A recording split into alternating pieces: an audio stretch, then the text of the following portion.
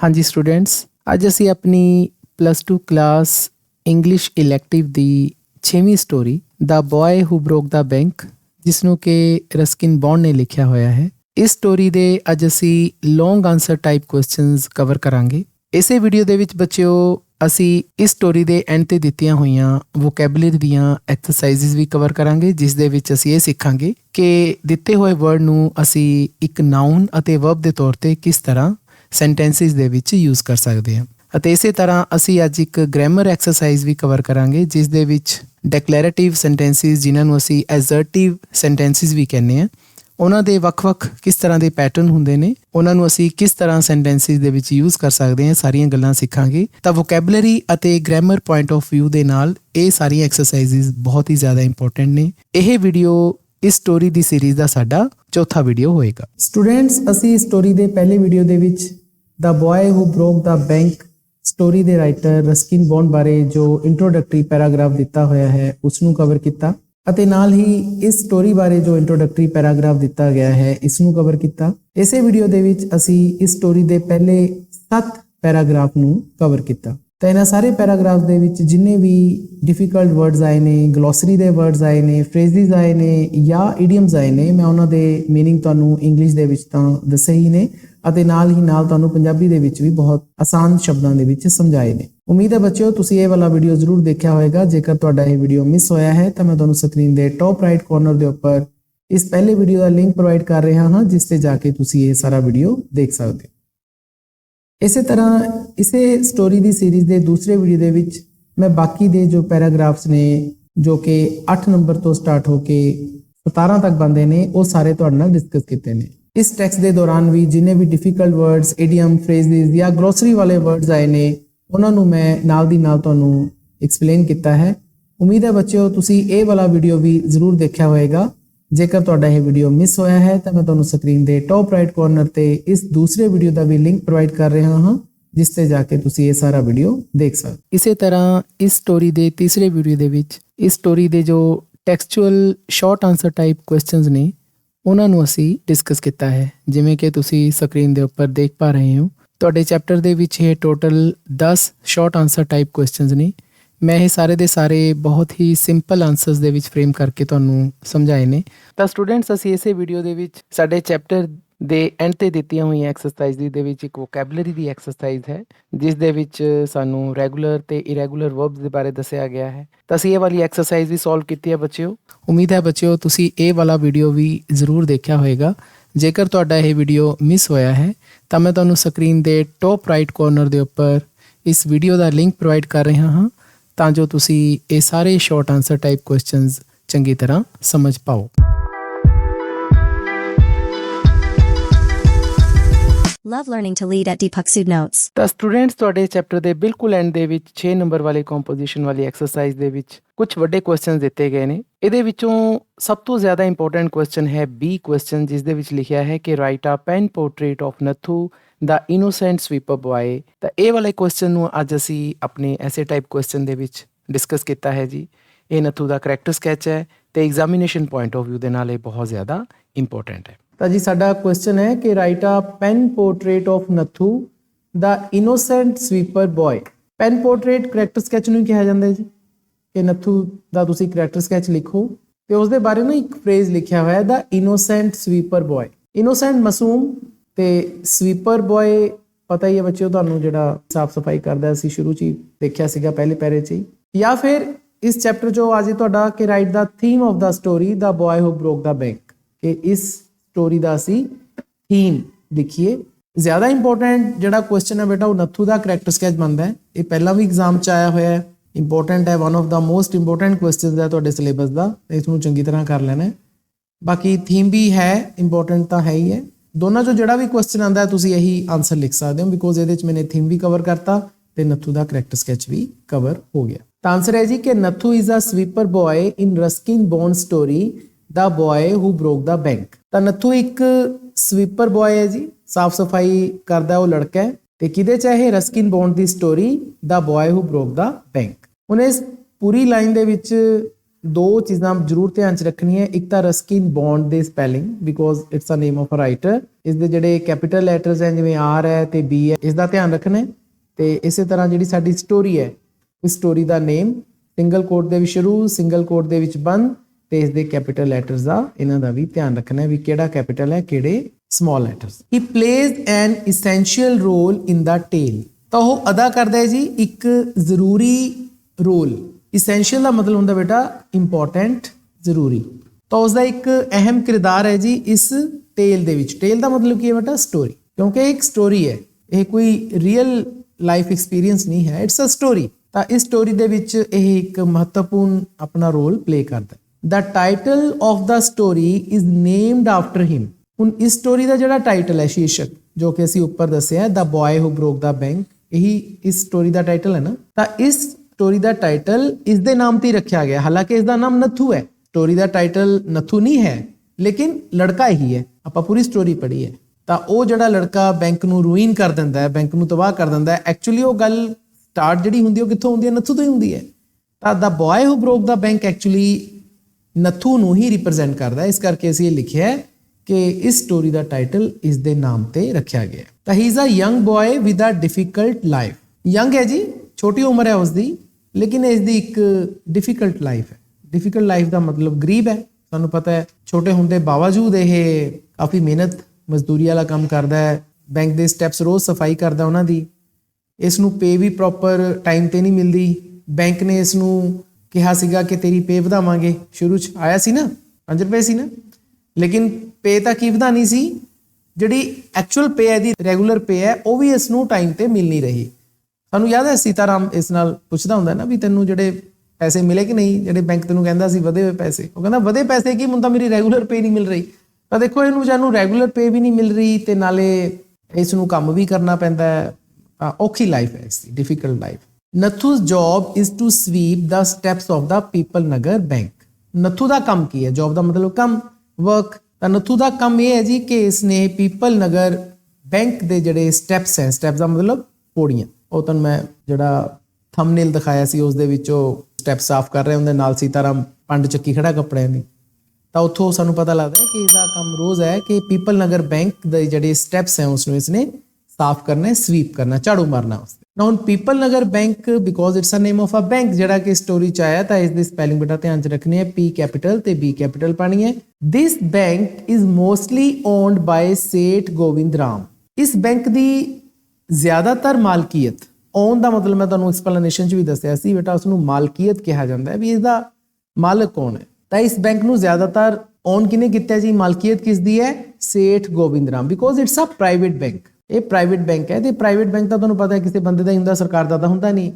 ਤਾਂ ਸੇਠ ਗੋਬਿੰਦ ਰਾਮ ਨੇ ਇੱਕ ਤਰੀਕੇ ਨਾਲ ਇਹ ਬੈਂਕ ਖੋਲ੍ਹਿਆ ਹੋਇਆ ਹੈ ਜੋ ਇਸ ਨੂੰ ਓਨ ਕਰਦਾ ਹੈ। Nathu uses a small broom but doesn't always do it very carefully. ਜੇਕਰ ਤੁਸੀਂ ਪਹਿਲਾ ਪੈਰਾ ਦੇਖੋ, ਆਪਾਂ ਪੜ੍ਹਿਆ, ਉਹਦੇ ਵਿੱਚ ਸਾਨੂੰ ਪਤਾ ਹੈ ਕਿ ਨੱਥੂ ਦਾ ਮਨ ਨਹੀਂ ਹੈ ਇਸ ਕੰਮ 'ਚ।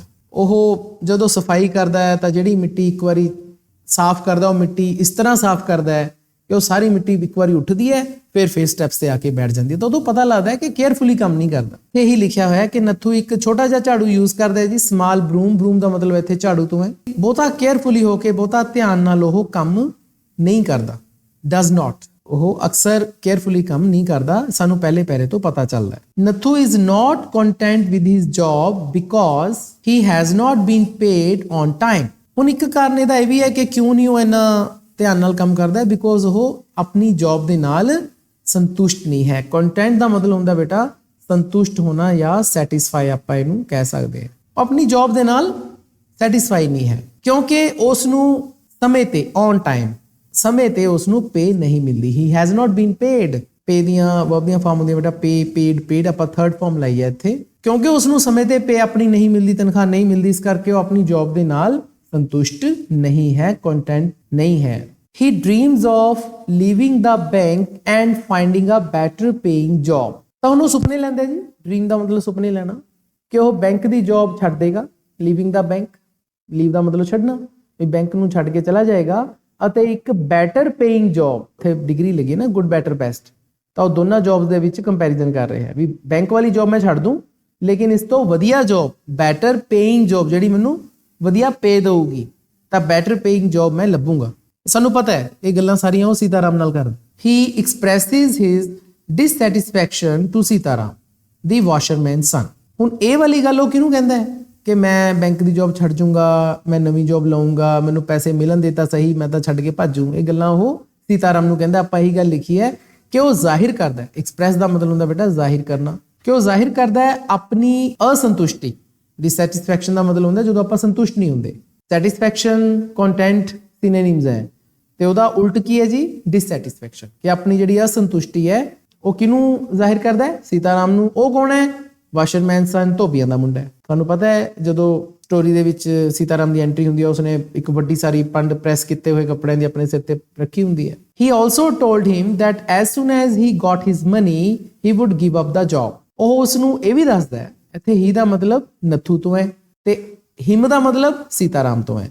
ਇਹ ਧਿਆਨ ਰੱਖਣਾ ਹੈ। ਜਿਹੜਾ ਮੂਰਲਾ ਹੀ ਹੈ ਉਹਦਾ ਮਤਲਬ ਕੀ ਹੈ, ਨੱਥੂ। ਇੱਥੇ ਤੁਸੀਂ ਨੱਥੂ ਲਿਖ ਸਕਦੇ ਹੋ ਕਿ ਨੱਥੂ ਆਲਸੋ ਟੋਲਡ ਹਿਮ, ਉਹ ਸੀਤਾਰਾਮ ਨੂੰ ਇਹ ਵੀ ਦੱਸਦਾ ਹੈ ਕਿ as soon as, ਜਿਵੇਂ ਹੀ, as soon as ਬੇਟਾ ਫਰੇਜ਼ ਹੈ, ਇਕੱਠਾ ਹੀ ਆਉਂਦਾ ਹੈ ਕਿ ਜਿਵੇਂ ਹੀ ਉਸਨੂੰ ਉਸਦੇ ਪੈਸੇ ਮਿਲੇ, ਮਤਲਬ ਉਸਦੀ ਤਨਖਾਹ ਮਿਲੀ ਬੈਂਕ ਵੱਲੋਂ, he would give up। ਅਤੇ give up is the phrasal verb, ਛੱਡ ਦੇਣਾ, ਛੱਡ ਕੇ ਚਲੇ ਜਾਣਾ। ਤਾਂ ਉਹ ਆਪਣੀ ਜੌਬ ਛੱਡ ਕੇ ਚਲਾ ਜਾਊਗਾ, ਬੈਂਕ ਵਾਲੀ ਜੌਬ ਛੱਡ ਕੇ ਚਲਾ ਜਾਊਗਾ ਜਿਵੇਂ ਉਸਨੂੰ ਪੈਸੇ ਮਿਲਦੇ ਹੈ।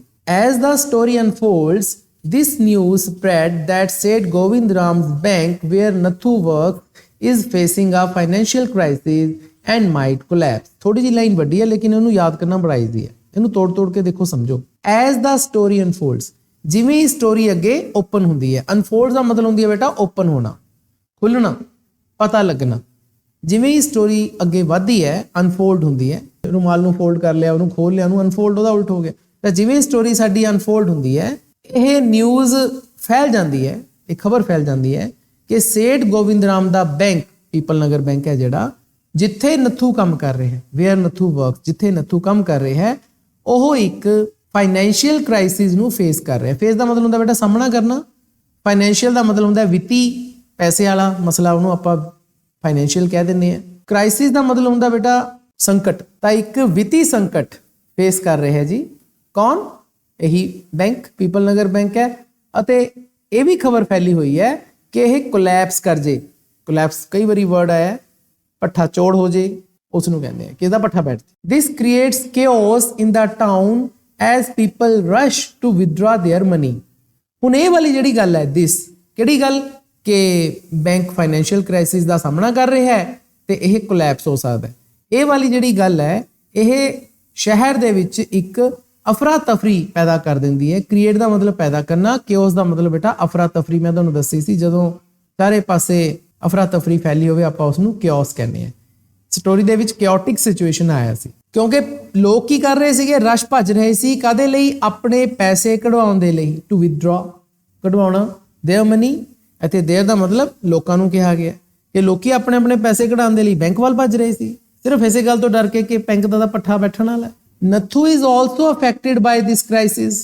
ਨੱਥੂ ਤੇ ਵੀ ਅਸਰ ਪੈਂਦਾ ਹੈ, ਅਫੈਕਟ। ਇੱਥੇ ਦੇਖੋ ਜਿਹੜੀ ਵਰਬ ਪਾਈ ਹੈ ਬੇਟਾ, ਉਹ ਏ ਨਾਲ, ਅਫੈਕਟ, AFFECT, ਇਹ ਮੇਨ ਵਰਬ ਹੈ, ਇਹਦੇ ਪਿੱਛੇ EDD ਲੱਗਦੀ ਹੈ। ਇੱਕ ਤੁਸੀਂ ਵਰਡ ਦੇਖਿਆ ਹੋਣਾ, ਇਫੈਕਟ, EFFECT, ਫਰਕ ਹੈ ਦੋਨਾਂ 'ਚ। ਇਫੈਕਟ ਤੇ ਅਫੈਕਟ ਕੀ ਫਰਕ ਹੈ? ਅਫੈਕਟ ਇਜ਼ ਅ ਵਰਬ ਤੇ ਇਫੈਕਟ ਇਜ਼ ਅ ਨਾਊਨ।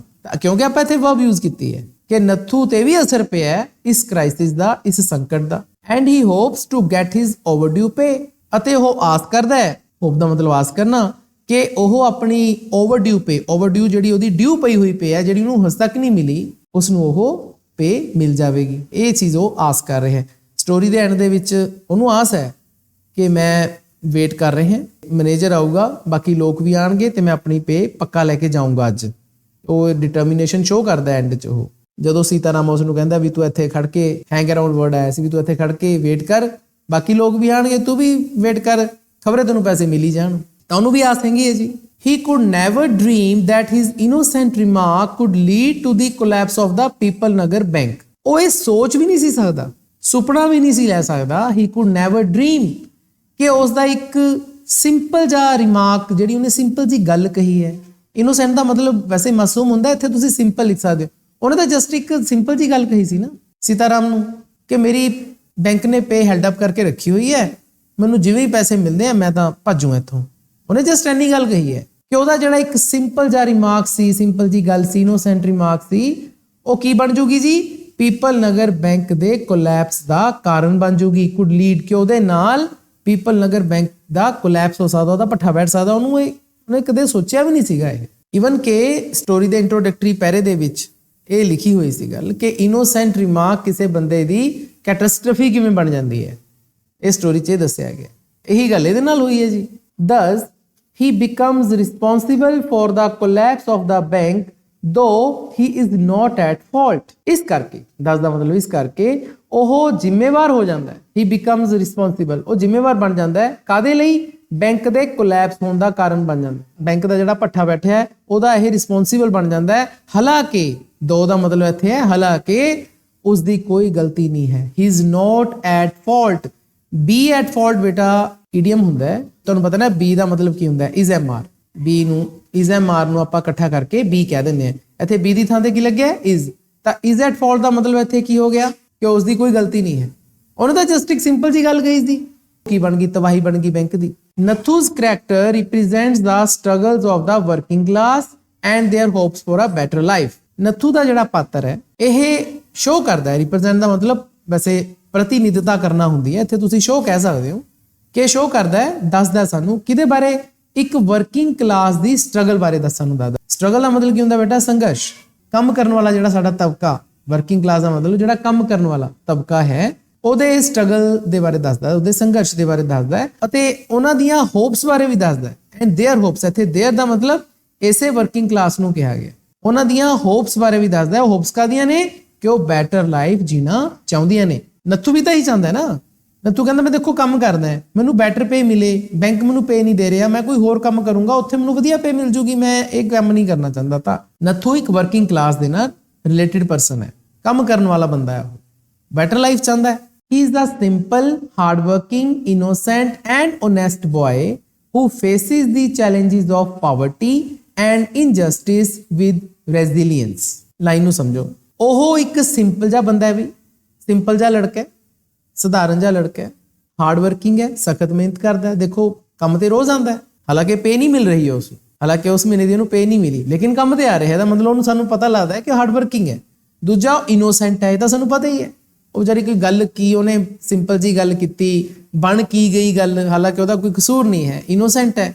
ਅਤੇ ਓਨੈਸਟ ਹੈ, ਇਮਾਨਦਾਰ ਹੈ, ਕੰਮ ਦੇ ਪ੍ਰਤੀ ਇਮਾਨਦਾਰ ਹੈ। ਇਹ ਚਾਰ ਚੀਜ਼ਾਂ ਸੀ ਨੱਥੂ ਬਾਰੇ ਲਿਖ ਸਕਦੇ ਹਾਂ ਕਿ ਉਹ ਸਿੰਪਲ ਹੈ ਜੀ, ਹਾਰਡ ਵਰਕਿੰਗ ਹੈ, ਇਨੋਸੈਂਟ ਹੈ, ਓਨੈਸਟ ਹੈ ਅਤੇ ਉਹ ਕੀ ਕਰ ਰਿਹਾ ਜੀ, ਉਹ ਫੇਸਿਸ, ਉਹ ਸਾਹਮਣਾ ਕਰ ਰਿਹਾ ਹੈ ਪਾਵਰਟੀ ਦੇ ਚੈਲੰਜਿਸ ਦਾ। ਚੈਲੰਜਿਸ ਦਾ ਮਤਲਬ ਹੁੰਦਾ ਬੇਟਾ ਚੁਣੌਤੀਆਂ। ਪਾਵਰਟੀ ਕੀ ਹੁੰਦੀ ਹੈ ਜੀ, ਗਰੀਬੀ। ਗਰੀਬੀ ਦੀਆਂ ਚੁਣੌਤੀਆਂ ਦਾ ਸਾਹਮਣਾ ਕਰ ਰਿਹਾ ਹੈ। ਗਰੀਬ ਹੈ ਬੰਦਾ, ਉਹ ਦੇਖੋ ਦੋ ਚੀਜ਼ਾਂ ਦਾ ਸਾਹਮਣਾ ਕਰ ਰਿਹਾ ਹੈ, ਇੱਕ ਤਾਂ ਉਹ ਪਾਵਰਟੀ ਦੇ ਚੈਲੰਜਿਸ ਨੂੰ ਸਾਹਮਣਾ ਕਰ ਰਿਹਾ ਹੈ, ਦੂਜਾ ਉਹ ਇਨਜਸਟਿਸ ਨੂੰ ਵੀ ਫੇਸ ਕਰ ਰਿਹਾ ਹੈ, ਅਨਿਆਏ। ਇਨਜਸਟਿਸ ਦਾ ਮਤਲਬ ਅਨਿਆਏ, ਜਸਟਿਸ ਦਾ ਉਲਟ ਹੋ ਗਿਆ ਜੀ, ਅਨਿਆਏ ਹੋ ਰਿਹਾ ਨਾ ਉਹਦੇ ਨਾਲ, ਪੂਰਾ ਮਹੀਨਾ ਕੰਮ ਕਰਿਆ, ਪੇ ਨਹੀਂ ਮਿਲ ਰਹੀ ਉਹਨੂੰ ਹਜੇ, ਤਾਂ ਅਨਿਆਏ ਤਾਂ ਹੋ ਰਿਹਾ ਉਸ ਨਾਲ। ਜਿਹੜੀ ਪੇ ਉਹਨੂੰ 1 ਤਰੀਕ ਨੂੰ ਮਿਲ ਜਾਣੀ ਚਾਹੀਦੀ ਸੀ, ਕਿੰਨੇ ਦਿਨ ਬੀਤ ਗਏ, ਉਸ ਨੂੰ ਪੇ ਨਹੀਂ ਮਿਲੀ, ਤਾਂ ਇਨਜਸਟਿਸ ਦਾ ਵੀ ਸਾਹਮਣਾ ਕਰ ਰਿਹਾ ਹੈ। ਗਰੀਬ ਤਾਂ ਹੈ ਹੀ ਹੈ ਉਹ, ਲੇਕਿਨ ਫਿਰ ਵੀ ਉਹ ਸਾਹਮਣਾ ਕਿਸ ਦੇ ਨਾਲ ਕਰ ਰਿਹਾ ਹੈ, ਵਿਦ ਰੈਜ਼ੀਲੀਅੰਸ। ਰੈਜ਼ੀਲੀਅੰਸ ਕੀ ਹੁੰਦੀ ਹੈ? ਰੈਜ਼ੀਲੀਅੰਸ ਤੁਸੀਂ ਬੇਟਾ ਕਹਿ ਸਕਦੇ ਹੋ ਕਿ ਅਜਿਹੀ ਸ਼ਕਤੀ ਜਿਹਦੇ ਨਾਲ ਆਪਾਂ ਕਿਸੇ ਚੀਜ਼ ਦੇ ਪ੍ਰਤੀ ਲੜਦੇ, ਕਿਸੇ ਪ੍ਰਤੀ ਲੜਨ ਦੀ ਜਿਹੜਾ ਜਜ਼ਬਾ ਹੁੰਦਾ ਨਾ, ਤਾਂ ਉਸ ਨੂੰ ਅਸੀਂ ਰੈਜ਼ੀਲੀਅੰਸ ਕਹਿੰਦੇ ਹਾਂ। ਤਾਂ ਪੂਰੀ ਲਾਈਨ ਐਂਡ 'ਚ ਲਿਖੀ ਹੋਈ ਹੈ ਕਿ ਨੱਥੂ ਚਾਹੇ ਗਰੀਬ ਹੈ ਲੇਕਿਨ ਉਹ ਹਾਰਡ ਵਰਕਿੰਗ, ਇਨੋਸੈਂਟ ਹੈ, ਓਨੈਸਟ ਹੈ, ਸਿੰਪਲ ਹੈ। ਇਹ ਹੋਣ ਦੇ ਬਾਵਜੂਦ ਉਹ ਅਨਿਆਏ ਦਾ ਸਾਹਮਣਾ ਕਰਨ ਲਈ ਤਿਆਰ ਹੈ ਨਾ। ਐਂਡ ਦੇ ਵਿੱਚ ਉਹ ਕਹਿੰਦਾ ਮੈਂ ਬੈਂਕ ਮੈਨੇਜਰ ਨੂੰ ਮਿਲ ਕੇ ਜਾਊਂ, ਅੱਜ ਮੈਂ ਪੈਸੇ ਲੈ ਕੇ ਜਾਊਂ। ਤਾਂ ਇਹ ਸਾਰੀਆਂ ਗੱਲਾਂ ਤੋਂ ਸਾਨੂੰ ਨੱਥੂ ਦੇ ਕਰੈਕਟਰ ਦੀਆਂ ਸਾਰੀਆਂ ਗੱਲਾਂ ਪਤਾ ਲੱਗਦੀਆਂ। ਸਟੂਡੈਂਟਸ, ਅਸੀਂ ਆਪਣੀ +2 ਕਲਾਸ ਇੰਗਲਿਸ਼ ਇਲੈਕਟਿਵ ਦਾ ਬਹੁਤ ਸਾਰਾ ਸਿਲੇਬਸ ਆਲਰੇਡੀ ਕਵਰ ਕਰ ਲਿਆ ਹੈ। ਸਾਡੀ ਪਹਿਲੀ ਬੁੱਕ ਹੈ ਜੀ ਡੀਅਰ ਟੂ ਆਲ ਦਾ ਮਿਊਜ਼ਿਸ, ਜਿਸ ਵਿੱਚ ਬਹੁਤ ਸਾਰੇ ਐਸੇਜ਼ ਨੇ, ਜਿਨ੍ਹਾਂ ਦੇ ਵਿੱਚੋਂ ਅਸੀਂ ਆਲਮੋਸਟ ਸਾਰੇ ਐਸੇ ਕਵਰ ਕਰ ਲਏ ਨੇ। ਜਿਵੇਂ ਕਿ ਸਾਡਾ ਪਹਿਲਾ ਐਸੇ ਹੈ ਜੀ the warrior against weeds, second essay a most forgiving ape, third a young Turkish catastrophe, fourth a tiny century, fifth Mano Majra, sixth Jamaican fragment, seventh the heritage of India, eighth gold in the north, ninth my greatest Olympic prize, 10th the green revolution, 11th the snob ਅਤੇ 12ਵਾਂ ਐਸੇ most dear to all the muses। ਅਸੀਂ ਇਹ ਸਾਰੇ ਐਸੇ cover ਕਰ ਲਏ ਨੇ। ਸਾਡੀ ਦੂਸਰੀ ਬੁੱਕ ਹੈ ਜੀ ਦ ਲਿਟਰੇਰੀ ਪੈਟਲਸ, ਜਿਸ ਵਿੱਚ ਬਹੁਤ ਸਾਰੀਆਂ ਸਟੋਰੀਜ਼ ਅਤੇ ਪੋਇਮਸ ਨੇ। ਇਹਨਾਂ ਦੇ ਵਿੱਚੋਂ ਵੀ ਅਸੀਂ ਕਾਫੀ ਸਾਰੇ ਚੈਪਟਰਸ ਆਲਰੇਡੀ ਪੜ੍ਹ ਲਏ ਨੇ। ਸਾਡੀ ਪਹਿਲੀ ਸਟੋਰੀ ਹੈ ਜੀ ਹਿੰਦ ਕੀ ਚਾਦਰ ਸ਼੍ਰੀ ਗੁਰੂ ਤੇਗ ਬਹਾਦਰ ਜੀ, ਸੈਕਿੰਡ ਹੈ ਜੀ ਦ ਗੈਂਬਲਿੰਗ ਮੈਚ, ਥਰਡ ਸਟੋਰੀ ਹੈ ਦ ਇਟਰਨਲ ਵਾਈ, ਫੋਰਥ ਸਟੋਰੀ ਹੈ ਆਫਟਰ 20 ਇਅਰਸ ਅਤੇ ਫਿਫਥ ਸਟੋਰੀ ਹੈ ਜੀ ਅਟੈਕ ਬਾਈ ਪਿਟਬੁਲਸ। ਇਹ ਸਾਰੀਆਂ ਸਟੋਰੀਜ਼ ਅਸੀਂ ਆਲਰੇਡੀ ਕਵਰ ਕਰ ਲਈਆਂ ਨੇ। ਸਾਡੀ 6ਵੀਂ ਸਟੋਰੀ ਹੈ ਜੀ ਦ boy who broke the bank, ਜਿਸ ਦੀ ਕਿ ਅਸੀਂ ਸਟੱਡੀ ਕੰਟੀਨਿਊ ਕੀਤੀ ਹੋਈ ਹੈ। ਇਸੇ ਬੁੱਕ ਦੇ ਵਿੱਚ ਮੌਜੂਦ ਕਾਫੀ ਸਾਰੀਆਂ ਪੋਇਮਸ ਅਸੀਂ ਪੜ੍ਹ ਲਈਆਂ ਨੇ, ਜਿਵੇਂ ਕਿ ਸਾਡੀ ਪਹਿਲੀ poem border guards, second my heart leaps when I behold, third the quality of mercy, fourth the fancy dress show, fifth the song of India ਅਤੇ sixth poem the tree fell down. ਅਸੀਂ ਇਹਨਾਂ ਸਾਰੇ poems ਦੀ reading ਕਰ ਲਈ ਹੈ। ਉਮੀਦ ਹੈ ਬੱਚਿਓ ਤੁਸੀਂ ਇਹ ਸਾਰੇ ਵੀਡੀਓ ਜ਼ਰੂਰ ਦੇਖੇ ਹੋਣਗੇ। ਜੇਕਰ ਤੁਹਾਡਾ ਕੋਈ ਵੀ ਵੀਡੀਓ ਮਿਸ ਹੋਇਆ ਹੈ ਤਾਂ ਮੈਂ ਤੁਹਾਨੂੰ ਸਕਰੀਨ ਦੇ ਟੌਪ ਰਾਈਟ ਕਾਰਨਰ ਦੇ ਉੱਪਰ +2 ਕਲਾਸ ਇੰਗਲਿਸ਼ ਇਲੈਕਟਿਵ ਦੀ ਪਲੇਲਿਸਟ ਤੇ ਬਣਿਆ ਹੋਇਆ ਲਿੰਕ ਸ਼ੇਅਰ ਕਰ ਰਿਹਾ ਹਾਂ, ਜਿਸ ਤੇ ਜਾ ਕੇ ਤੁਸੀਂ ਇਹ ਸਾਰੇ ਵੀਡੀਓਜ਼ ਦੇਖ ਸਕਦੇ ਹੋ। ਤਾਂ ਆਪਾਂ ਦ boy who broke the bank the vocabulary ਦੀ ਜਿਹੜੀ 4th ਨੰਬਰ ਤੇ ਹੈ, ਜਿਵੇਂ ਤੁਹਾਨੂੰ ਮੈਂ ਦੱਸਿਆ ਸੀ ਕਿ ਇਸ ਦੇ 2 ਸਬ ਸੈਕਸ਼ਨ ਹੈ, ਇੱਕ ਤਾਂ A ਤੇ ਇੱਕ ਹੈ B। A ਵਾਲੀ ਬੇਟਾ ਆਪਾਂ ਐਕਸਰਸਾਈਜ਼ ਕਰ ਚੁੱਕੇ, ਜਿਹਦੇ 'ਚ irregular farms of the verbs ਦੱਸੀਆਂ ਹੋਈਆਂ ਸੀ, ਆਪਾਂ ਸਾਰੀਆਂ ਸੋਲਵ ਕੀਤੀਆਂ ਇਹ। ਇੱਕ ਇਸ ਦੀ B ਐਕਸਰਸਾਈਜ਼ ਹੈ, ਉਸ 'ਚ ਦੇਖੋ ਕੀ ਹੈ ਕਿ use the following words as known and as verbs. ਕਿ ਨੀਚੇ ਜਿਹੜੇ ਸਾਨੂੰ ਵਰਡਸ ਦਿੱਤੇ ਹੋਏ ਹੈ, ਆਈ ਥਿੰਕ ਕਿ 11 ਵਰਡਸ ਹੈ, ਇਹਦੇ 'ਚੋਂ ਇੱਕ ਸੋਲਵ ਵੀ ਕਰਕੇ ਦਿੱਤਾ ਹੈ। ਬਾਕੀ 10 ਵਰਡਸ ਦੇ ਆਪਾਂ ਨੇ ਸੈਂਟੈਂਸਿਸ ਬਣਾਉਣੇ ਹੈ, ਜਿਹਦੇ 'ਚ ਆਪਾਂ ਨੇ ਕੀ ਕਰਨਾ ਹੈ, ਉਸ ਸੈਂਟੈਂਸਿਸ ਦੇ ਵਿੱਚ ਇਹਨਾਂ ਵਰਡਸ ਨੂੰ ਨਾਊਨ ਦੇ ਤੌਰ ਤੇ ਯੂਜ਼ ਕਰਨਾ ਹੈ ਅਤੇ ਵਰਬਸ ਦੇ ਤੌਰ ਤੇ ਯੂਜ਼ ਕਰਨਾ ਹੈ। ਐਜੀਆਂ ਐਕਸਰਸਾਈਜ਼ਸ ਆਪਾਂ ਪਹਿਲਾਂ ਬਹੁਤ ਵਾਰੀ ਕਰੀਆਂ। +1 ਦੇ ਵਿੱਚ ਵੀ ਆਪਾਂ ਇਦਾਂ ਦੇ ਸੈਂਟੈਂਸਿਸ ਕਰੇ ਆ ਕਿ ਕੋਈ ਵਰਡ ਨੂੰ ਐਜ਼ ਅ ਨਾਊਨ ਤੇ ਵਰਬ ਦੇ ਵਿੱਚ ਯੂਜ਼ ਕੀਤਾ ਹੈ। +2 ਚ ਵੀ ਕੀਤੇ ਆ। ਜਿਹੜੇ ਆਪਣੇ ਇੰਗਲਿਸ਼ ਕੰਪਲਸਰੀ ਦੇ ਚੈਪਟਰਸ ਹੈ ਉਹਨਾਂ ਦੇ ਵਿੱਚ ਜਿਹੜੀਆਂ ਐਕਸਰਸਾਈਜ਼ਸ ਹੈ ਕਈ ਵਾਰੀ ਕੀਤੀਆਂ ਨੇ, ਇਸ ਵਾਰੀ ਵੀ ਆਈਆਂ ਸਾਨੂੰ ਇਲੈਕਟਿਵ 'ਚ। ਬਹੁਤ ਇੰਪੋਰਟੈਂਟ ਕੁਐਸਚਨ ਹੈ, ਬਿਕੋਜ਼ ਇਹਦੇ ਨਾਲ ਦੇ ਕੁਐਸਚਨ ਤੁਹਾਨੂੰ ਕੰਪਲਸਰੀ 'ਚ ਵੀ ਆਉਂਦੇ ਆ, ਇਲੈਕਟਿਵ 'ਚ ਵੀ ਆਉਂਦੇ ਆ। ਤਾਂ ਦੇਖੋ ਕਈ ਸਾਰੇ ਵਰਡਸ ਦਿੱਤੇ ਹੋਏ ਆ, ਜਿਵੇਂ bundle, refuse, clock, shelter, account, chair, tailor, bank, rumour, increase, break. ਇਹ ਸਾਰੇ ਵਰਡਸ ਤੁਹਾਡੀ ਸਟੋਰੀ 'ਚ ਆਏ ਆ the boy who broke the bank. ਇਹਨਾਂ ਦੇ ਸਾਰਿਆਂ ਦੇ ਮਤਲਬ ਮੈਂ ਤੁਹਾਨੂੰ ਦੱਸੇ ਆ, ਤੁਹਾਨੂੰ ਪਤਾ ਵੀ ਹੈ। ਲੇਕਿਨ ਐਕਸਰਸਾਈਜ਼ ਇਹ ਹੈ ਕਿ ਆਪਾਂ ਨੇ ਇਹਨਾਂ ਦੇ ਸੈਂਟੈਂਸਿਸ ਬਣਾਉਣੇ ਆ, 2-2 ਬਣਾਉਣੇ ਆ। ਜਿਵੇਂ ਕਿ ਐਗਜ਼ਾਮਪਲ ਦੇ ਤੌਰ ਤੇ ਤੁਹਾਨੂੰ ਬੰਡਲ ਵਰਡ ਜਿਹੜਾ ਪਹਿਲਾ ਹੀ ਵਰਡ ਹੈ ਉਸਦੇ 2 ਸੈਂਟੈਂਸਿਸ ਬਣਾ ਕੇ ਦਿੱਤੇ ਹੋਏ ਆ, ਨਾਊਨ ਦੇ ਤੌਰ ਤੇ ਵੀ, ਵਰਬ ਦੇ ਤੌਰ ਤੇ ਵੀ। ਨਾਊਨ ਦੇ ਤੌਰ ਤੇ ਦੇਖੋ ਇਹਨਾਂ ਨੇ ਕਿਹੜਾ ਸੈਂਟੈਂਸ ਬਣਾਇਆ ਹੈ ਕਿ she is carrying a big bundle of books on her head, ਕਿ ਉਸਨੇ ਆਪਣੇ ਸਿਰ ਦੇ ਉੱਪਰ ਬੁੱਕਸ ਦਾ ਇੱਕ ਬਹੁਤ ਵੱਡਾ ਬੰਡਲ ਚੁੱਕਿਆ ਹੋਇਆ ਹੈ। ਚੈਪਟਰ ਦੇ ਸ਼ੁਰੂ ਚ ਆਉਂਦਾ ਹੈ ਜਦੋਂ ਸੀਤਾਰਾਮ ਨੇ ਪ੍ਰੈਸ ਕੀਤੇ ਹੋਏ ਕੱਪੜਿਆਂ ਦਾ ਇੱਕ ਬੰਡਲ ਆਪਣੇ ਸਿਰ ਤੇ ਚੱਕਿਆ ਹੋਇਆ ਸੀ, ਉੱਥੇ ਯੂਜ਼ ਹੋਇਆ ਸੀਗਾ। ਨਾਊਨ ਦੇ ਤੌਰ ਤੇ ਬੰਡਲ ਦਾ ਮਤਲਬ ਕੀ ਹੈ ਜੀ? ਗਠੜੀ। ਨਾਊਨ ਦੇ ਤੌਰ ਤੇ ਦਾ ਮਤਲਬ ਹੈ ਗਠੜੀ, ਬੰਡਲ ਦੇ ਤੌਰ ਤੇ। ਤਾਂ ਸਾਡੇ ਵਾਕ ਦੇ ਵਿੱਚ ਇਹਦਾ ਮਤਲਬ ਗਠੜੀ ਦੇ ਤੌਰ ਤੇ ਆਉਣਾ ਚਾਹੀਦਾ, ਤੇ ਬਿਲਕੁਲ ਆਇਆ ਜੀ ਕਿ ਉਸਨੇ ਸਿਰ ਦੇ ਉੱਪਰ ਬੁੱਕਸ ਦੀ ਇੱਕ ਗਠੜੀ ਚੱਕੀ ਹੋਈ ਹੈ। ਲੇਕਿਨ ਵਰਬ ਦੇ ਤੌਰ ਤੇ ਦਾ ਮਤਲਬ ਗਠੜੀ ਨਹੀਂ ਹੈ। ਵਰਬ ਦੇ ਤੌਰ ਤੇ ਦਾ ਮਤਲਬ ਹੁੰਦਾ ਹੈ, ਇੰਗਲਿਸ਼ ਇਹਦਾ ਮਤਲਬ ਹੁੰਦਾ ਹੈ make a mess of something, ਜਿਹਨੂੰ ਪੰਜਾਬੀ ਤੁਸੀਂ ਕਹਿੰਦੇ ਗੁੜ ਗੋਬਰ ਕਰ ਦੇਣਾ। ਜਦੋਂ ਆਪਾਂ ਕਿਸੇ ਵੀ ਕੰਮ ਨੂੰ ਗਲਤ ਤਰੀਕੇ ਨਾਲ ਕਰਦੇ ਆਂ, ਖਰਾਬ ਕਰ ਦਿੰਦੇ ਆਂ, ਡਿਸਟਰੋਏ ਕਰ ਦਿੰਦੇ ਆਂ, ਰੂਇਨ ਕਰ ਦਿੰਦੇ ਆਂ, ਉਸ ਸਮੇਂ ਅਸੀਂ ਬੰਡਲ ਨੂੰ ਐਜ਼ ਅ ਵਰਬ ਯੂਜ਼ ਕਰਦੇ ਆਂ। ਲੇਕਿਨ ਜਦੋਂ ਇਹਨੂੰ ਐਜ਼ ਅ ਵਰਬ ਯੂਜ਼ ਕਰਦੇ ਆਂ ਤਾਂ ਆਪਾਂ ਆਮ ਤੌਰ ਤੇ ਇਹਦੇ ਪਿੱਛੇ ਇੱਕ ਪ੍ਰੈਪੋਜੀਸ਼ਨ ਲਾਉਂਦੇ ਆਂ, ਉਹ ਲਾਉਂਦੇ ਆਂ ਜੀ ਬੰਡਲ ਆਊਟ, ਕਿਉਂਕਿ ਐਜ਼ ਅ ਨਾਊਨ ਬੰਡਲ ਕੱਲਾ ਆਉਂਦਾ ਹੈ ਗਠੜੀ ਦੇ ਤੌਰ ਤੇ। ਪਰ ਜੇਕਰ ਆਪਾਂ ਇਹਨੂੰ ਵਰਬ ਦੇ ਤੌਰ ਤੇ ਯੂਜ਼ ਕਰਨਾ ਹੈ, ਫਿਰ ਆਪਾਂ ਨੂੰ ਬੰਡਲ ਆਊਟ ਦੇ ਤੌਰ ਤੇ ਯੂਜ਼ ਕਰਨਾ ਪਊਗਾ, ਜਿੱਥੇ ਦਾ ਮਤਲਬ ਆਊਗਾ ਕਿ ਕੰਮ ਖਰਾਬ ਹੋ ਜਾਣਾ। ਤਾਂ ਇਸੇ ਤਰੀਕੇ ਨਾਲ ਇਹਨਾਂ ਨੇ ਵਰਬ ਯੂਜ਼ ਕੀਤੀ ਹੈ, ਦਾ ਐਂਟਾਇਰ ਟੀਮ ਵਾਸ ਬੰਡਲ ਆਊਟ ਇਨ ਜਸਟ 2 ਆਵਰਸ, ਕਿ ਸਾਰੀ ਦੀ ਸਾਰੀ ਟੀਮ 2 ਘੰਟਿਆਂ ਦੇ ਵਿੱਚ ਹੀ ਖਤਮ ਹੋ ਗਈ। ਬੰਡਲ ਆਊਟ ਇੱਥੇ ਹੋ ਸਕਦਾ ਕ੍ਰਿਕਟ ਦੀ ਗੱਲ ਹੋ ਰਹੀ ਹੋਵੇ ਕਿ 2 ਘੰਟਿਆਂ ਦੇ ਵਿੱਚ ਹੀ ਸਾਰੀ ਟੀਮ ਆਊਟ ਹੋ ਗਈ। ਬਿਲਕੁਲ ਡਿਫਰੈਂਟ ਹੈ ਮਤਲਬ। ਐਜ਼ ਅ ਨਾਊਨ ਬੰਡਲ ਦਾ ਮਤਲਬ ਕੁਝ ਹੋਰ ਹੈ, ਐਜ਼ ਅ ਵਰਬ ਬੰਡਲ ਦੇ ਨਾਲ ਆਊਟ ਲੱਗਦਾ ਹੈ ਤੇ ਉਹਦਾ ਮਤਲਬ ਕੁਝ ਹੋਰ ਹੈ। ਹੁਣ ਜੇ ਤੁਸੀਂ ਦੂਜਾ ਸੈਂਟੈਂਸ ਦੇਖੋ, ਇਹਦੇ ਵਿੱਚ ਬੰਡਲ ਆਊਟ ਵਰਬ ਦੇ ਤੌਰ ਤੇ ਯੂਜ਼ ਹੋਇਆ ਹੈ, ਲੇਕਿਨ ਇਹ ਤਾਂ ਇੱਕ ਵਾਕ ਹੈ ਜਿਹੜਾ ਸਾਨੂੰ ਦੱਸਿਆ ਗਿਆ। ਸਾਡੇ ਕੋਲੇ ਹੋਰ ਕਿੰਨੇ ਵਰਡਸ ਹੈ? 10। ਇਹਨਾਂ ਦੇ ਆਪਾਂ ਨੇ 2-2 ਸੈਂਟੈਂਸ ਬਣਾਉਣੇ ਆ। ਤਾਂ ਚਲੋ ਆਪਾਂ ਇਸੇ ਐਕਸਰਸਾਈਜ਼ ਨੂੰ ਹੱਲ ਕਰਕੇ ਦੇਖਦੇ ਹਾਂ ਜੀ। ਤਾਂ ਸਾਡਾ ਪਹਿਲਾ ਵਰਡ ਹੈ ਜੀ ਰਿਫਿਊਜ਼। ਨੈਚੁਰਲੀ ਆਪਾਂ ਨੂੰ ਇਹਦੇ 2 ਵਾਕ ਬਣਾਉਣੇ ਪੈਣਗੇ, ਇੱਕ ਨਾਊਨ ਦੇ ਤੌਰ ਤੇ ਵਾਕ ਬਣਾਉਣਾ ਪਏਗਾ ਅਤੇ ਵਰਬ ਦੇ ਤੌਰ ਤੇ ਬਣਾਉਣਾ ਪਏਗਾ। ਦੇਖੋ ਨਾਊਨ ਦੇ ਤੌਰ ਤੇ ਮਤਲਬ ਇਹਦਾ ਸਾਡੇ ਚੈਪਟਰ 'ਚ ਆਇਆ, ਯਾਦ ਕਰੋ ਇਹ ਲਾਸਟ 'ਚ ਆਇਆ, ਜਦੋਂ ਬਹੁਤ ਸਾਰੇ ਪੱਥਰ ਇੱਟਾਂ ਉੱਥੇ ਇਕੱਠੀਆਂ ਹੋਈਆਂ ਵੀਆਂ ਸੀਗੀਆਂ ਤੇ ਉਸਨੂੰ ਸਾਰੀ ਸਫਾਈ ਕਰਨੀ ਪੈਣੀ ਸੀ, ਤਾਂ ਉਦੋਂ ਇਹ ਵਰਡ ਆਇਆ ਸੀ ਰਿਫਿਊਜ਼। ਤਾਂ ਨਾਊਨ ਦੇ ਤੌਰ ਤੇ ਦਾ ਮਤਲਬ ਹੁੰਦਾ ਹੈ ਬੇਕਾਰ ਦੀਆਂ ਚੀਜ਼ਾਂ। ਮੈਂ ਤੁਹਾਨੂੰ ਇਹਦਾ ਮਤਲਬ ਵੀ ਲਿਖਾਇਆ ਸੀ। ਤਾਂ ਅਸੀਂ ਇਹਦਾ ਸੈਂਟੈਂਸ ਬਣਾਉਂਦੇ ਹਾਂ ਜੀ, ਦ ਰਿਫਿਊਜ਼ ਬਿਨਸ ਵਰ ਓਵਰਫਲੋਇੰਗ ਵਿਦ ਟਰੈਸ਼। ਹੁਣ ਜੇਕਰ ਆਪਾਂ ਇਹ ਵਾਕ ਦੇਖੀਏ ਤਾਂ ਇਸ ਦੇ ਵਿੱਚ ਆਪਾਂ ਨੇ ਕੀ ਕੀਤਾ ਹੈ, ਰਿਫਿਊਜ਼ ਬੀਨਸ ਯੂਜ਼ ਕਰਿਆ ਹੈ। ਰਿਫਿਊਜ਼ ਬੀਨ ਕੀ ਹੈ ਇੱਥੇ ਐਜ਼ ਅ ਨਾਊਨ ਦੇ ਤੌਰ ਤੇ ਸਬਜੈਕਟ ਦੇ ਤੌਰ ਤੇ ਯੂਜ਼ ਹੋ ਰਿਹਾ ਹੈ। ਬਿਨ ਦਾ ਮਤਲਬ ਜਿਹੜੀ ਉਹ ਟੋਕਰੀ ਹੁੰਦੀ ਹੈ, ਜਿਵੇਂ ਆਪਾਂ ਡਸਟਬਿਨ ਯੂਜ਼ ਕਰਦੇ ਹਾਂ ਉਵੇਂ ਰਿਫਿਊਜ਼ ਬਿਨ ਕਿਹਾ ਜਾਂਦਾ ਉਸ। ਤਾਂ ਜਿਹੜੀਆਂ ਰਿਫਿਊਜ਼ ਬਿਨਸ ਨੇ ਇਹਨਾਂ ਨੂੰ ਟਰੈਸ਼ ਦੇ ਨਾਲ ਇਹ ਓਵਰਫਲੋ ਹੋ ਰਹੀਆਂ, ਮਤਲਬ ਕਿ ਉਹਦੇ ਵਿੱਚ ਜਿਹੜਾ ਜੋ ਵੀ ਚੀਜ਼ਾਂ ਪਈਆਂ ਬੇਕਾਰ ਦੀਆਂ ਚੀਜ਼ਾਂ ਉਹ ਬਾਹਰ ਆ ਰਹੀਆਂ ਨੇ, ਓਵਰਫਲੋ ਕਰ ਰਹੀਆਂ ਨੇ। ਤਾਂ ਇਸ ਤਰੀਕੇ ਨਾਲ ਆਪਾਂ ਇਸ ਨੂੰ ਨਾਊਨ ਦੇ ਤੌਰ ਤੇ ਯੂਜ਼ ਕਰ ਲਿਆ। ਤਾਂ ਵਰਬ ਦੇ ਤੌਰ ਤੇ ਬੱਚਿਓ ਜਿਹੜਾ ਰਿਫਿਊਜ਼ ਵਰਡ ਹੈ ਅਸੀਂ ਆਮ ਵੀ ਵਰਤ ਲੈਂਦੇ ਹਾਂ। ਰਿਫਿਊਜ਼ ਦਾ ਮਤਲਬ ਹੁੰਦਾ ਹੈ ਮਨਾ ਕਰਨਾ ਵਰਬ ਦੇ ਤੌਰ ਤੇ। ਤਾਂ ਅਸੀਂ ਇਹਦਾ ਸਿੰਪਲ ਜਿਹਾ ਸੈਂਟੈਂਸ ਲਿਖਦੇ ਹਾਂ, ਸ਼ੀ ਰਿਫਿਊਜ਼ ਦੀ ਆਫਰ, ਕਿ ਉਸ ਨੂੰ ਜੋ ਵੀ ਪੇਸ਼ਕਸ਼ ਹੋਈ, ਆਫਰ ਹੋਈ, ਉਸਨੇ ਉਸ ਨੂੰ ਮਨਾ ਕਰ ਦਿੱਤਾ। ਇੱਥੇ ਅਸੀਂ ਰਿਫਿਊਜ਼ ਮਨਾ ਕਰਨ ਦੇ ਹਿਸਾਬ ਨਾਲ ਯੂਜ਼ ਕੀਤਾ ਹੈ। ਸਾਡਾ ਥਰਡ ਜਿਹੜਾ ਵਰਡ ਹੈ ਜੀ ਕਲੌਕ। ਕਲੌਕ ਨੂੰ ਨਾਊਨ ਦੇ ਤੌਰ ਤੇ ਬੇਟਾ ਤੁਸੀਂ ਸਾਰੇ ਜਾਣਦੇ ਹੋ, ਘੜੀ। ਸਿੰਪਲ ਸੈਂਟੈਂਸ ਲਿਖਦੇ ਹਾਂ ਕਿ I need a clock in my room, ਮੈਨੂੰ ਆਪਣੇ ਰੂਮ ਦੇ ਵਿੱਚ ਇੱਕ ਕਲੌਕ ਚਾਹੀਦਾ ਹੈ, ਜ਼ਰੂਰਤ ਹੈ ਮੈਨੂੰ ਉਸ ਦੀ। ਲੇਕਿਨ ਬੇਟਾ ਵਰਬ ਦੇ ਤੌਰ ਤੇ ਇਹਦਾ ਮਤਲਬ ਥੋੜਾ ਜਿਹਾ ਬਦਲ ਜਾਂਦਾ ਹੈ। ਵਰਬ ਦੇ ਤੌਰ ਤੇ ਇਹਦਾ ਮਤਲਬ ਆ ਜਾਂਦਾ ਹੈ ਕੰਮ ਸ਼ੁਰੂ ਕਰਨਾ। ਵਰਬ ਦੇ ਤੌਰ ਤੇ ਦਾ ਮਤਲਬ ਹੁੰਦਾ ਹੈ ਟੂ ਬਿਗਿਨ ਅ ਵਰਕ। ਤੇ ਜ਼ਿਆਦਾਤਰ ਜਦੋਂ ਆਪਾਂ ਇਸ ਨੂੰ ਵਰਬ ਦੇ ਤੌਰ ਤੇ ਯੂਜ਼ ਕਰਦੇ ਹਾਂ ਤੇ ਇਹਦੇ ਪਿੱਛੇ ਇੱਕ ਪ੍ਰੈਪੋਜੀਸ਼ਨ ਆਉਂਦੀ ਹੈ, ਉਹ ਆਉਂਦੀ ਹੈ ਇਨ। ਜਿਵੇਂ ਆਪਾਂ ਯਾਦ ਕਰੋ ਬੰਡਲ ਦੇ ਪਿੱਛੇ ਕਿਹੜੀ ਲਾਈ ਸੀ, ਆਊਟ। ਕਲੌਕ ਦੇ ਨਾਲ ਇਨ ਪ੍ਰੈਪੋਜੀਸ਼ਨ ਲਾ ਕੇ ਵਰਬ ਬਣ ਜਾਂਦੀ ਹੈ ਕੰਮ ਸ਼ੁਰੂ ਕਰਨਾ। ਤਾਂ ਅਸੀਂ ਇੱਕ ਸੈਂਟੈਂਸ ਬਣਾਇਆ ਹੈ ਕਿ I will clock in at work early in the morning. I will clock in at work early in the morning, ਮੈਂ ਸਵੇਰੇ ਜਲਦੀ ਆਪਣਾ ਕੰਮ ਸ਼ੁਰੂ ਕਰ ਦੇਵਾਂਗਾ। ਤਾਂ ਇਹ ਬਣ ਗਿਆ ਜੀ ਸਾਡਾ ਵਰਬ ਦੇ ਤੌਰ ਤੇ ਕਲੌਕ ਦਾ ਸੈਂਟੈਂਸ। ਸਾਡਾ ਨੈਕਸਟ ਵਰਡ ਹੈ ਜੀ ਸ਼ੈਲਟਰ। ਇਹ ਸ਼ੈਲਟਰ ਆਈ ਥਿੰਕ ਵਰਡ ਉਦੋਂ ਆਇਆ ਜਦੋਂ ਦੋਨੇ ਸਹੇਲੀਆਂ ਮਿਲਦੀਆਂ ਨੇ, ਉਹ ਟੈਮਰਿਨ ਟਰੀ ਦੇ ਨੀਚੇ, ਉੱਥੇ ਆਇਆ ਸੀ ਵਰਡ ਇਹ, ਮਿਸਿਸ ਪ੍ਰਕਾਸ਼ ਤੇ ਮਿਸਿਸ ਭੂਸ਼ਣ। ਤਾਂ ਸ਼ੈਲਟਰ ਨੂੰ ਨਾਊਨ ਦੇ ਤੌਰ ਤੇ ਆਪਾਂ ਇਹਨੂੰ ਯੂਜ਼ ਕਰਦੇ ਹਾਂ, ਕੋਈ ਆਸਰਾ ਹੁੰਦਾ, ਜਿਵੇਂ ਕਿਸੇ ਸ਼ੈਲਟਰ 'ਚ ਆਪਾਂ ਖੜੇ ਹੋ ਜਾਂਦੇ ਹਾਂ ਉਹਨੂੰ ਆਪਾਂ ਸ਼ੈਲਟਰ ਕਹਿੰਦੇ ਹਾਂ। ਤੇ ਨਾਊਨ ਦੇ ਤੌਰ ਤੇ ਇੱਕ ਆਸਰੇ ਨੂੰ ਕਿਹਾ ਜਾਂਦਾ ਹੈ, ਕਿਸੇ ਦੇ ਨੀਚੇ ਆਸਰਾ ਲੈ ਕੇ ਖੜੇ ਹੋਣਾ। ਤਾਂ ਅਸੀਂ ਵਾਕ ਬਣਾਇਆ ਕਿ ਵੀ ਫਾਊਂਡ ਸ਼ੈਲਟਰ ਇਨ ਦਾ ਟੈਂਪਲ ਡਿਊਰਿੰਗ ਦਾ ਰੇਨ। ਸਿੰਪਲ ਵਾਕ ਬਣਾਇਆ ਜੀ ਕਿ ਰੇਨ ਦੇ ਦੌਰਾਨ ਸਾਨੂੰ ਮੰਦਿਰ ਦੇ ਵਿੱਚ ਆਸਰਾ ਮਿਲਿਆ। ਵਰਬ ਦੇ ਤੌਰ ਤੇ ਸ਼ੈਲਟਰ ਦਾ ਮਤਲਬ ਆਸਰਾ ਲੈਣਾ ਹੁੰਦਾ ਹੈ। ਆਸਰਾ ਨਾਊਨ ਦੇ ਤੌਰ ਤੇ ਹੋ ਗਿਆ, ਆਸਰਾ ਲੈਣਾ ਵਰਬ ਦੇ ਤੌਰ ਤੇ ਹੋ ਗਿਆ।